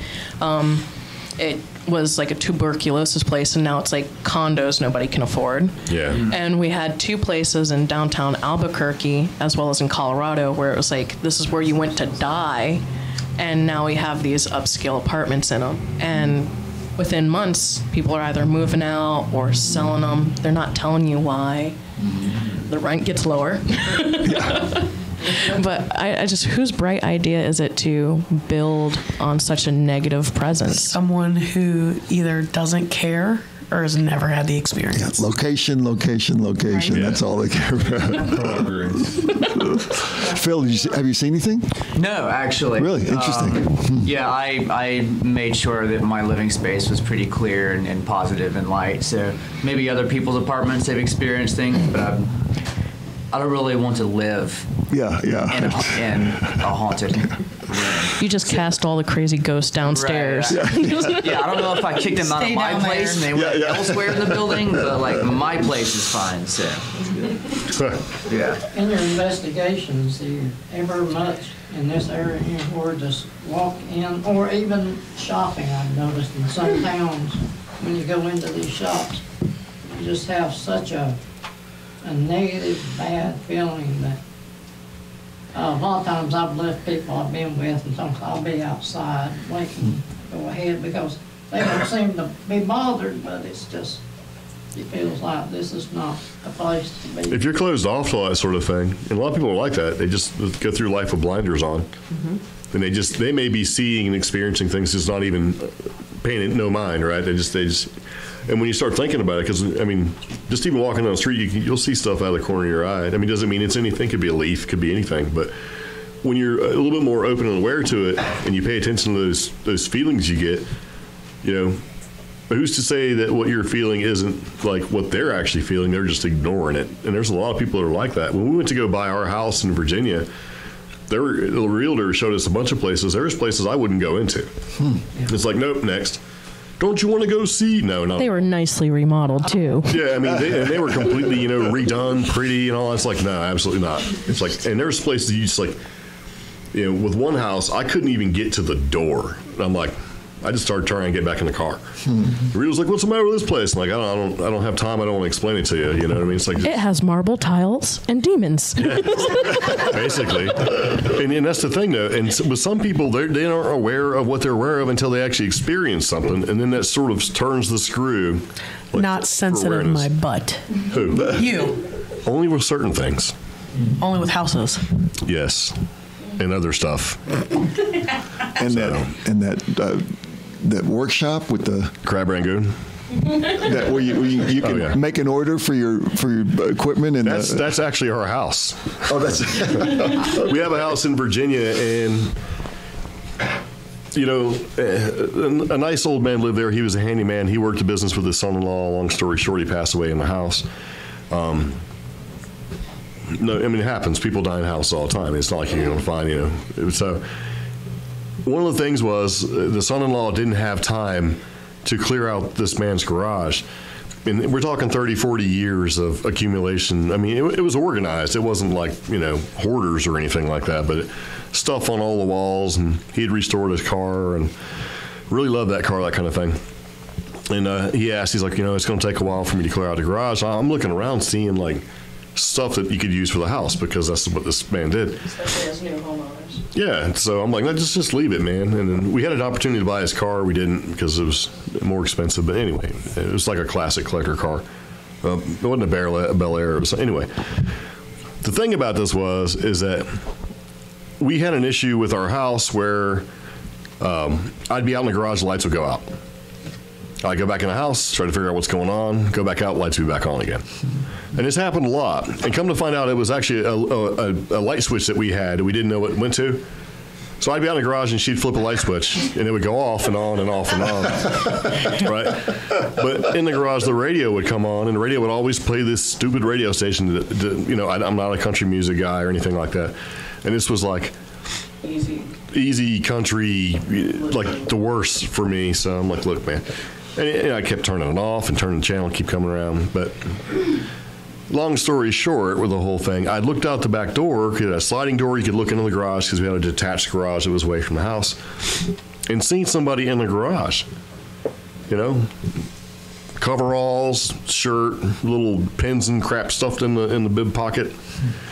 And I'm like, somebody's in the garage. And I'm thinking, okay, that explains it, because this man was a neighborly man, and he would share tools. And he had enough friends in the neighborhoods, like they would come by and borrow stuff, and if the door was open, you could just bring it back, kind of thing. So I just assumed it was one of our neighbors that didn't know that this man had passed away and that we live there now, and we're borrowing tools.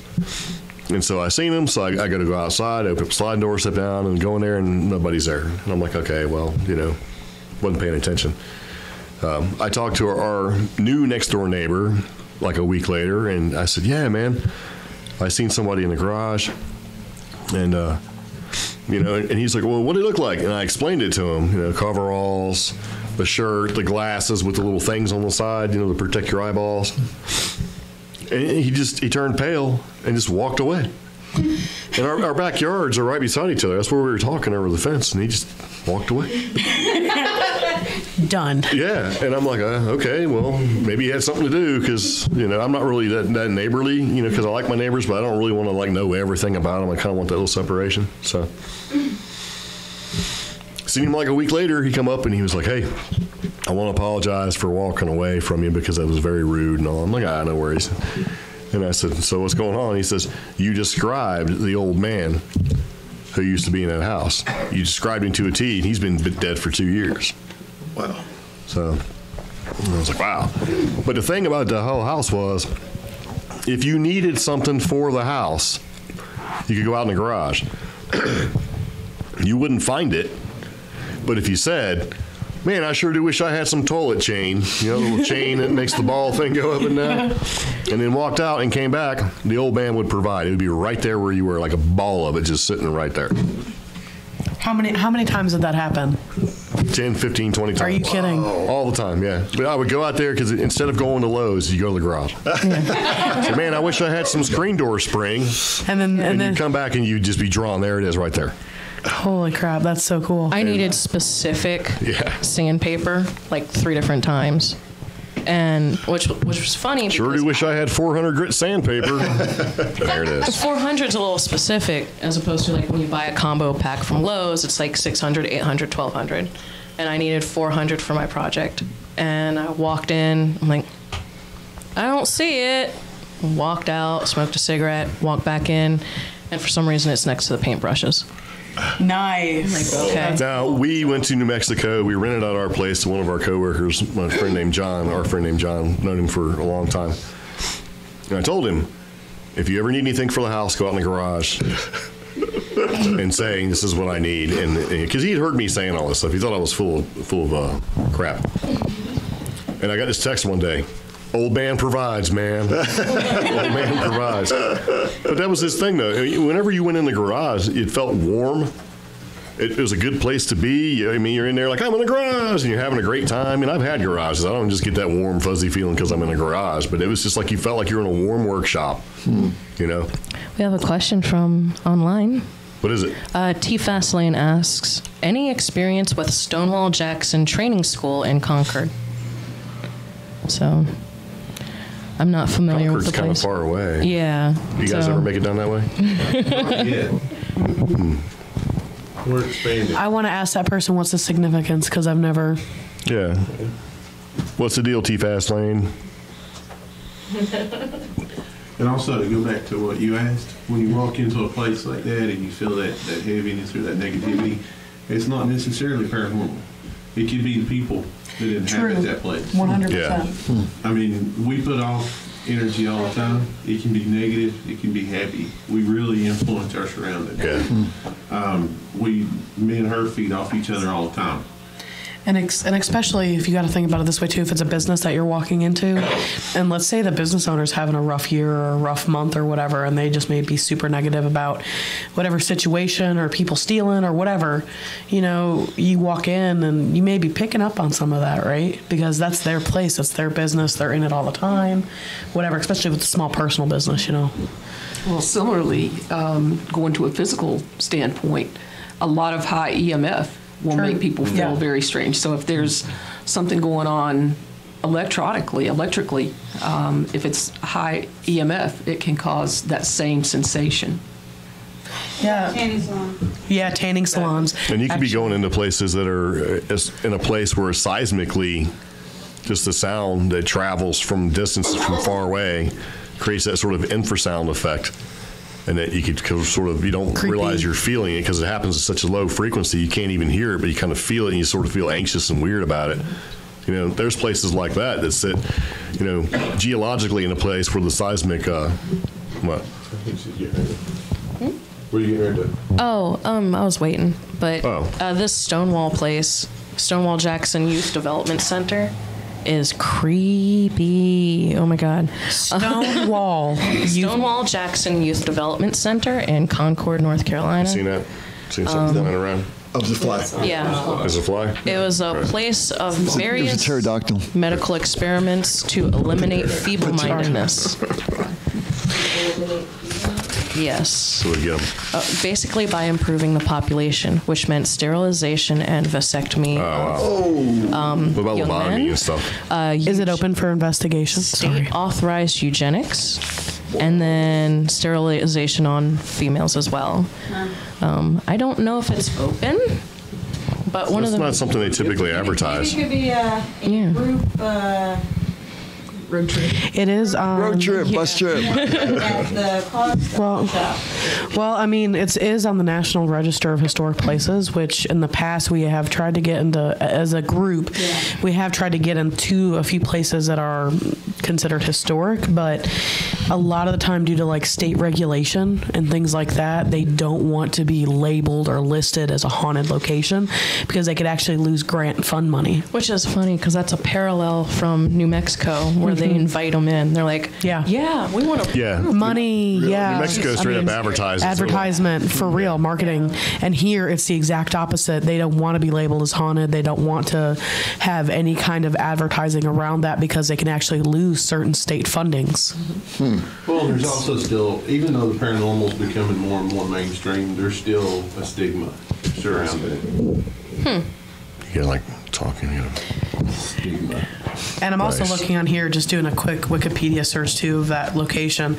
It was previously operated by the NC Department of Juvenile Justice, which makes me believe if it is a state-owned property that there's probably never going to be any kind of investigation done there. It don't mean we can't try. Well, no, I agreed. I'm just, usually that makes it a lot harder. So I guess that kind of builds upon T. Fastlane's question. I hope we answered your question, dude. But when it comes to finding places to investigate, is it just as simple as like going on these websites like Atlas Obscura and just going, ooh, I like that place, and going there? Or do you have to, I mean, you guys indicated you could have to write or ask or something. What is that process? So a lot of the time, so we advertise that we perform paranormal investigation for businesses and for private residences. We have attempted to get into 3 different historical sites in Western North Carolina, 1 in Transylvania County and 2 in McDowell County. And we have been kind of turned down. We've gotten as far as like Chamber of Commerce and as far as like directors kind of people, but you know, even going as far as, well, do you have insurance? Yes, we have insurance as a group for the property and location, and still got turned down.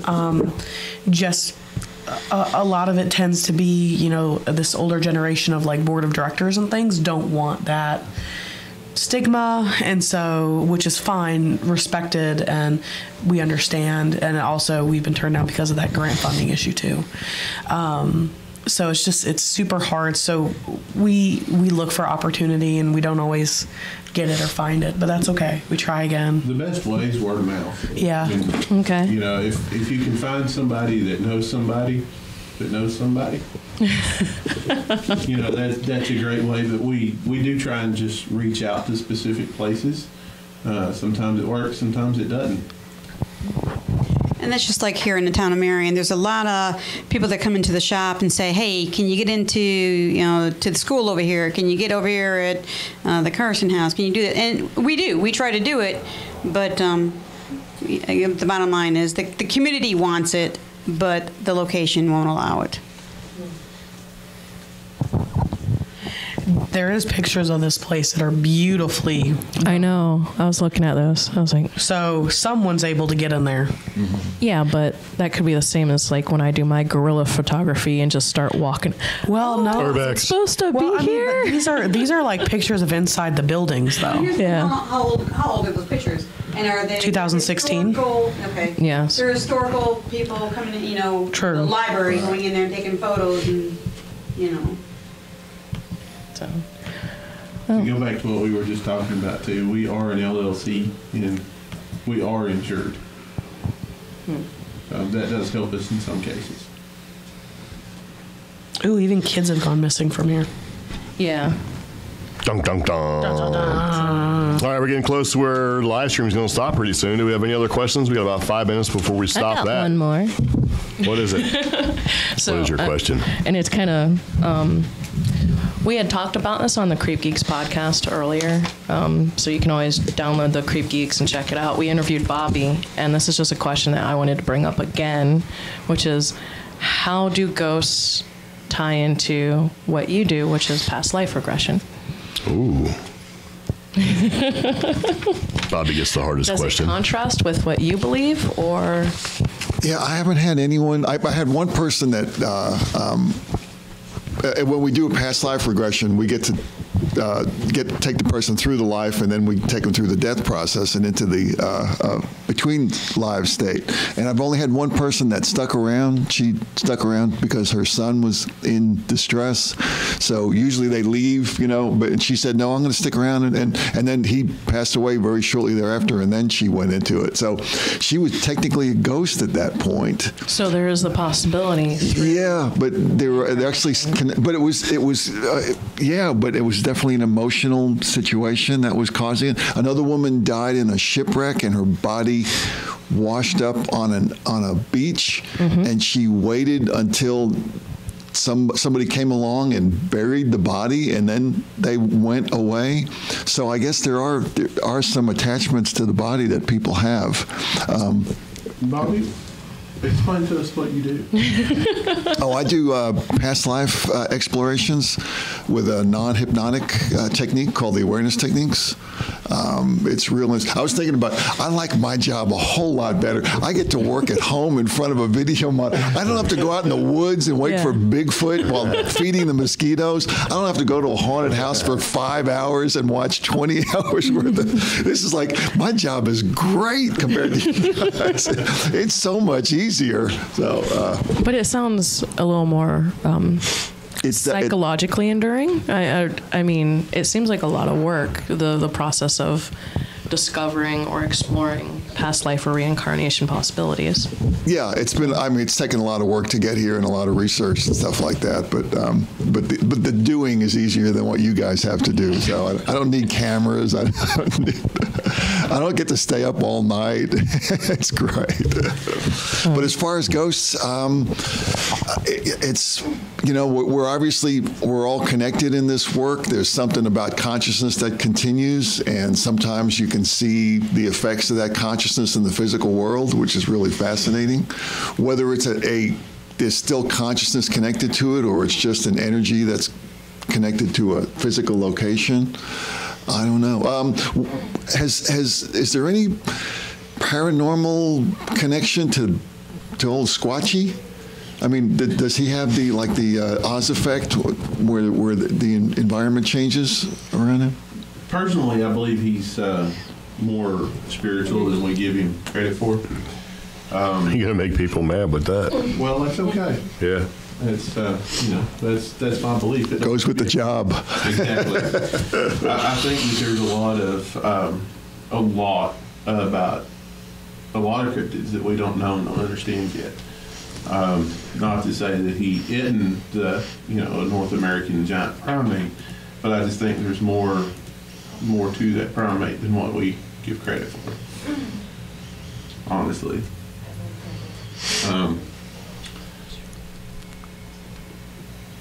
Let me ask you and Phil both a question real quick, and you can answer in turn. With past life stuff, what do you think about the collective consciousness theory? What I do with my work is to get people into a past life where you're seeing through the eyes and hearing through the ears and connected to the emotional state of that person. So I don't feel like we're connecting into something like, where 60 people can claim they're Cleopatra or Stonewall Jackson or something like that, because they wouldn't know what that person's emotional state was, and it's contacting the emotional state that makes it real interesting for me. So, do you think that we're a singularity, but we're connected? I think when we're in the physical body, we're a singularity, and when we're in the non-physical body, we're a collective. So it's both and, a little bit of both. But I think the whole part about being in a body is to have a very singular experience. And then one of the people interesting, a woman from Marion that I worked with, said that her version of going between lives was to get out of the body, be in the non-physical, to go back to the collective and upload her entire experience into the collective. And then at a certain point, I got to go back and then come back down to a single. It was like, that was like the best description of that whole state that I'd ever heard. That's really cool. Phil? Collective unconsciousness, if you consider the fact that so many cultures around the world throughout history independently have come to the same spiritual conclusions without any interaction or scientific proof, it clearly alludes to some sort of collective unconsciousness. I also think of the 100th monkey theory. Have you guys ever heard of the 100th monkey theory? Mm-hmm. There's a study done in Japan, I want to say back in, like 70s or 60s, where they had taught these macaques, these kind of monkeys, to wash their potatoes in the ocean. Oh, yeah. Because, monkeys will wash them in the salt water, And the monkeys would teach their other monkeys to, wash their potatoes. But eventually, at some point, when a certain critical mass of this monkey population began washing the potatoes, the practice jumped islands, and there were monkeys on other islands that were never shown this technique. They all just started to wash their potatoes in the ocean. We talked about that on the podcast with Bobby too. Yeah, it just creates, a prime example of how there's some sort of connection going on there without physically teaching or sharing information between at least one species. Because we have examples of that right here in like Asheville and in North Carolina with like the bear population. The bear population's picking up certain skills and certain foraging skills that would either have to be genetic or just universally learned somehow. And that's just like, yes, it's terrible that they're rummaging in like the Italian restaurants' dumpsters, but you have bears coming from other areas to go get that dumpster, or bears figuring out how to unlock doors. And they're only a couple months old. They're not full-grown bears, It happens with plants too, and trees and other certain like fungi will start doing things that, it's not affected. Yeah, there is a fungus in the Southwest, and it gets labeled as fairy circles. But it only grows in certain areas, and even though you might go 10 or 15 miles between these different ones, they're all growing in the same areas. It could be a location thing where certain animals are dropping the pollen, but these locations are where clean water exists as opposed to just normal stagnant water. I like that. There's a suggestion in the comments about going to the Chattahoochee Homestead. With the Palmer and Caldwell House. Yeah. The what? The Palmer? Palmer and Caldwell House. You might want to write that down. And then write that down. We have kind of a woo-woo-y question. This person, where he's at, he keeps having the feeling of the ground move, which is weird because I always mark times and find out that there was an earthquake way far away from where I felt it, that feeling, or where I'm currently at. And he's feeling it daily with nothing showing up on the maps or on the news about earthquakes. So is that just precognition, or is this person we're extremely sensitive? And he could be feeling the infrasound before it ever really gets to where it needs to be. That particular person should have been a sonar tech like his dad. Well, sonar, so all energy is energy. So sonar is sound navigation ranging. Radar is range and distance something. It's the same thing. You put energy in the atmosphere, you put energy in the water, and you basically track the return, like of how much energy actually comes back to your receiver. And if you have seismic energy, where you get basically the pressure, the vibration, all that stuff, sound is basically pressure more than anything. And there's a certain amount of sound that you hear, and there's a bunch of sound that you don't hear, but you feel it as in pressure, vibration, or resonant energy. So it's possible that with some of these seismic rumblings happening, that's actually creating enough super low frequency infrasound that he's feeling that before he actually hears or feels the sound. And that'll seismically, he's feeling it more than he should, or more than most people are aware of, because some people aren't really aware of it. You can be in an earthquake and not even know you're in an earthquake.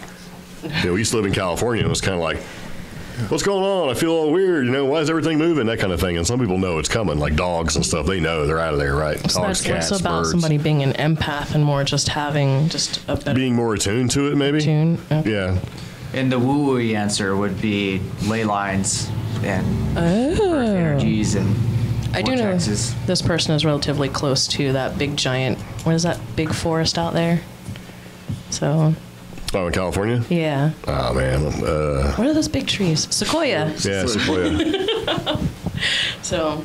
and it's possible, too, because, if you look at, with seismic activity, plants and animals and all that stuff, they all react to it. And trees will even start to basically oscillate or vibrate when they know it's coming, kind of like warning other trees. It's weird. He is currently...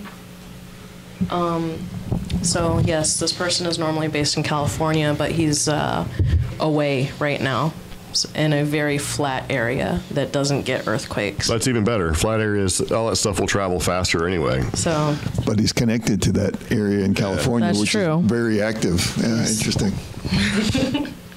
Oh, he's near Area 52. Dun, dun, dun. Which is something that we kind of like a little A lot. Greg and I both have a big interest in the UFOs and extraterrestrials and stuff like that. Area 52, S3, all that junk. And military conspiracy stuff too, because I used to be in the military, so you can't not, be into that kind of stuff. Shouldn't you know all of those conspiracies? I know all sorts of stuff that I can't tell you, because then I would have to kill you. So, Dun, dun, dun. Dun, dun, no. so the Thunderbird, by the way. Yeah. Since you're fascinated with it, that's not just a bird that lives in Bingfield. No. You did Actually, not catch footage of that Thunderbird on tape the other day. Depending on how you see a Thunderbird, I mean, it could be an awakening. It could be basically a change in your life. It could also be a harbinger of doom. It could be knowledge. It sort of depends. It's sort of the cop-out with the native lore. If you see one and bad stuff happens, oh, there you go. But if you see one and good stuff happens, there you go. There you go. Right? If you see one and you're just confused, it's unclear, right? It's kind of like the Magic 8 Ball. And that's part of it, too. Depending on who you talk to about this sort of thing, if you actually seen something like that, directly influences the answer that you get. What you're saying is if you see a Thunderbird, something's going to happen. If you see a Thunderbird, take a picture. Right. Do video Thunderbird on is your basically phone, the equivalent out there as the way the media has hyped up Sasquatch everywhere else. It takes either some purists or some actual research to figure out what's going on. Like, I always liked owls, and then I moved to Southwest, and all my friends made me scared of owls. Yeah, owls are not good out in Southwest. They're good here, not good there. Giant owls in certain folklore that are harbingers of doom, bad news. Owls in some cultures will, once you see one that's, 7 feet tall, your whole family's going to die or something awful like that, So I don't like owls as much, but I do like and trust falcons a little more. I think that we create our own path because we believe that harbinger means something. We are manifestors. I think we just tie it to whatever event happens and say, yep, there it is. That's what it was. Yep, I knew it. But I don't know. I think Thunderbirds are pretty neat. And, Thunderbirds carried a couple of Indian tribes or native tribes and created Shiprock, which is where it started. And then right close to Shiprock, you've got Chaco. Angel's Peak. Right, Chaco Canyon and all that. So it's like a huge native city. There's a place called Cabizon, which translates into big head, literally. And supposedly an ancient Thunderbird landed there and picked up all the native peoples. To save them. And then flew to safety near Shiprock. Yeah. That was the Anastasi. Yeah. They picked up the Anastasi people to save them from giants and other non-developed native tribes. Yeah, it's just weird. And it's funny because cannibalism was very strongly stressed in a lot of those legends. But the Rock or the giant Thunderbird, he stopped at Shiprock, dropped some people off in other states and other areas and other lands, and that's their explanation for why not everybody spoke the same language or everybody developed differently. That's how the tribes of man started. Yeah, it's their tribes of man mythology. Yeah. So, yeah. But there has been like 30 sightings of flying big bird flying stuff like just last year alone. Because we started paying attention to it, and it was like 30 plus sightings of what could be, flying flying like, big bird type stuff. Some flying man type stuff, sort of even separate from the Mothman, or because even around Chicago, they had like 116 reported incidents of Mothman just last year. So, but now, go ahead. But you've launched the idea. We'll be seeing. I'm waiting for the first flying Bigfoot apparition to show up in the news. I don't know, man. Actually, there was a reporting of a winged Squatch. Well, you're going to see it in Marion if nowhere else. I know. It's going to be part of the Bigfoot Festival. Or up around Boone. Because Boone was pretty big because of there's an alleged military task force that takes care of bad Bigfoots. Have you heard that? Not all Bigfoots are good. So, and that's the thing. Everybody thinks Bigfoot, Sasquatch is all hairy and the Hendersons. There's a whole lot of people say absolutely not. These things are big giant animals. They'll rip you apart, especially if you get messing with them. Which anything will do. But Yeah, there's allegedly a task force, and the U.S. is not the only nation to have one that goes into these areas to take care of. Like a governmental task force? Absolutely, like SWAT team / special forces / whatever. And there was a huge story about in Boone, where a task force went in there in the 90s to take care of an errant Bigfoot that was actually had killed a couple people and was like laying waste to animals and stuff like that. Well, that's definitely a story for another time, but I know certain members of M&D Paranormal have possibly stumbled upon one of these. Remember the circle on the trees? And story for another time. Story for another time. So, but yeah, the military actually does have people that are supposed to go out and look at weird stuff. If they get a report of something that happens close to a military installation, they will send someone out to go look. Because they have to, because it's next to a military installation. But the word paranormal or cryptid is never used. So. Well, since the beginning of the year, I don't know what it is, and I say paranormal in this case, that's an umbrella term for everything. Activity has steadily increased. Yeah. Which is funny because we actually did on the podcast towards the end of 2017, there were all these articles saying, why has Bigfoot and UFO sightings gone down? And we rationalized it on the podcast. It was because more people have smartphones and less people are looking up in the sky or in the woods. Yeah. Just looking at their phone instead. Well, so, just generally speaking, people are looking at anything. Yeah, they're not really looking. Yeah, I mean, that's having a Thunderbird with a 12-foot wingspan, which would be more realistic than like a 20-foot wingspan. Just fly over your car. If you're going down the road, you're not going to see it. I mean, you wouldn't see it, I mean, because most people can't even identify a Cessna airplane and describe how accurate, how large it would be in relation. Because if there's nothing there in the sky to give you an idea of how big it really is, it's all about scale and perception. So if you've seen a big bird, you might be like, man, that's a big bird. How big is it? Well, I don't know. It's just big. We could be seeing these kind of things all the time. Never know. But I want to see a huge one, though. I want to see like 20-foot wingspan. Not like the cheesy looking like dinosaur bird. I think that's kind of dumb. But I want like a full on like real pterodactyl. Yeah.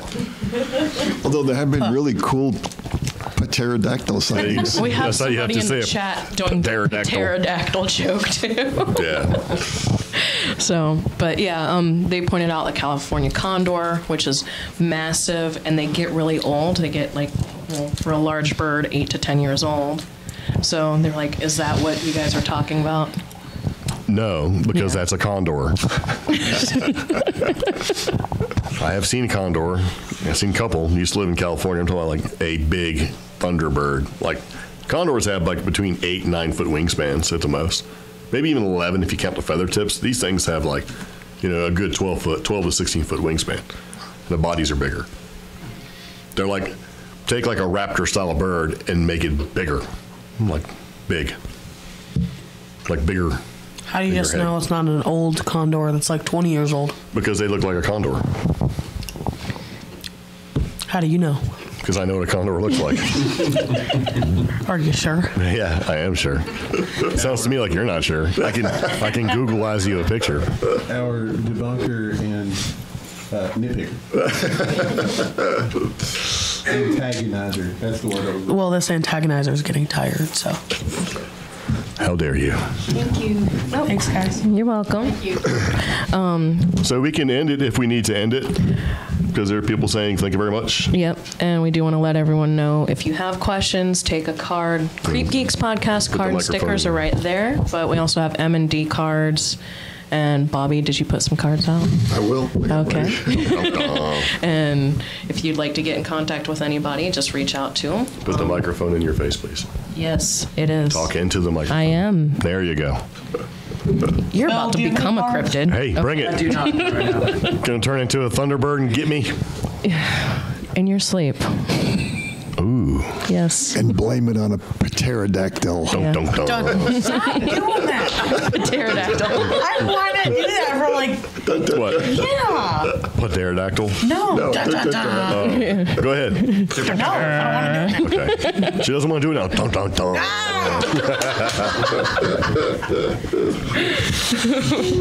But we do want to thank everybody for tuning in and coming. So if there's any other questions, do you guys have questions for each other? No. No? See you later, Miss Espinoza. Okay. See you later, Prospero. Yes. Bye, Helena. Dun, dun, dun. I'm done. Let's Bigfoot this table. Get it? Hold your laptop, Greg. We're going to end this live stream with Tess beating Greg up. Let me play some the pterodactyl music. Don't you dare play it. That's nice. What is it? None of your business. Is it peanut butter? No, it's the what he affectionately calls Asian banjos. No, it's not. Okay. What is it? It's the love song. Oh God, that weird one? Yeah. Okay. So at one point, let's see. Oh, is it done? Is it over? I don't know. It can be. I gotta say bye to everybody. So.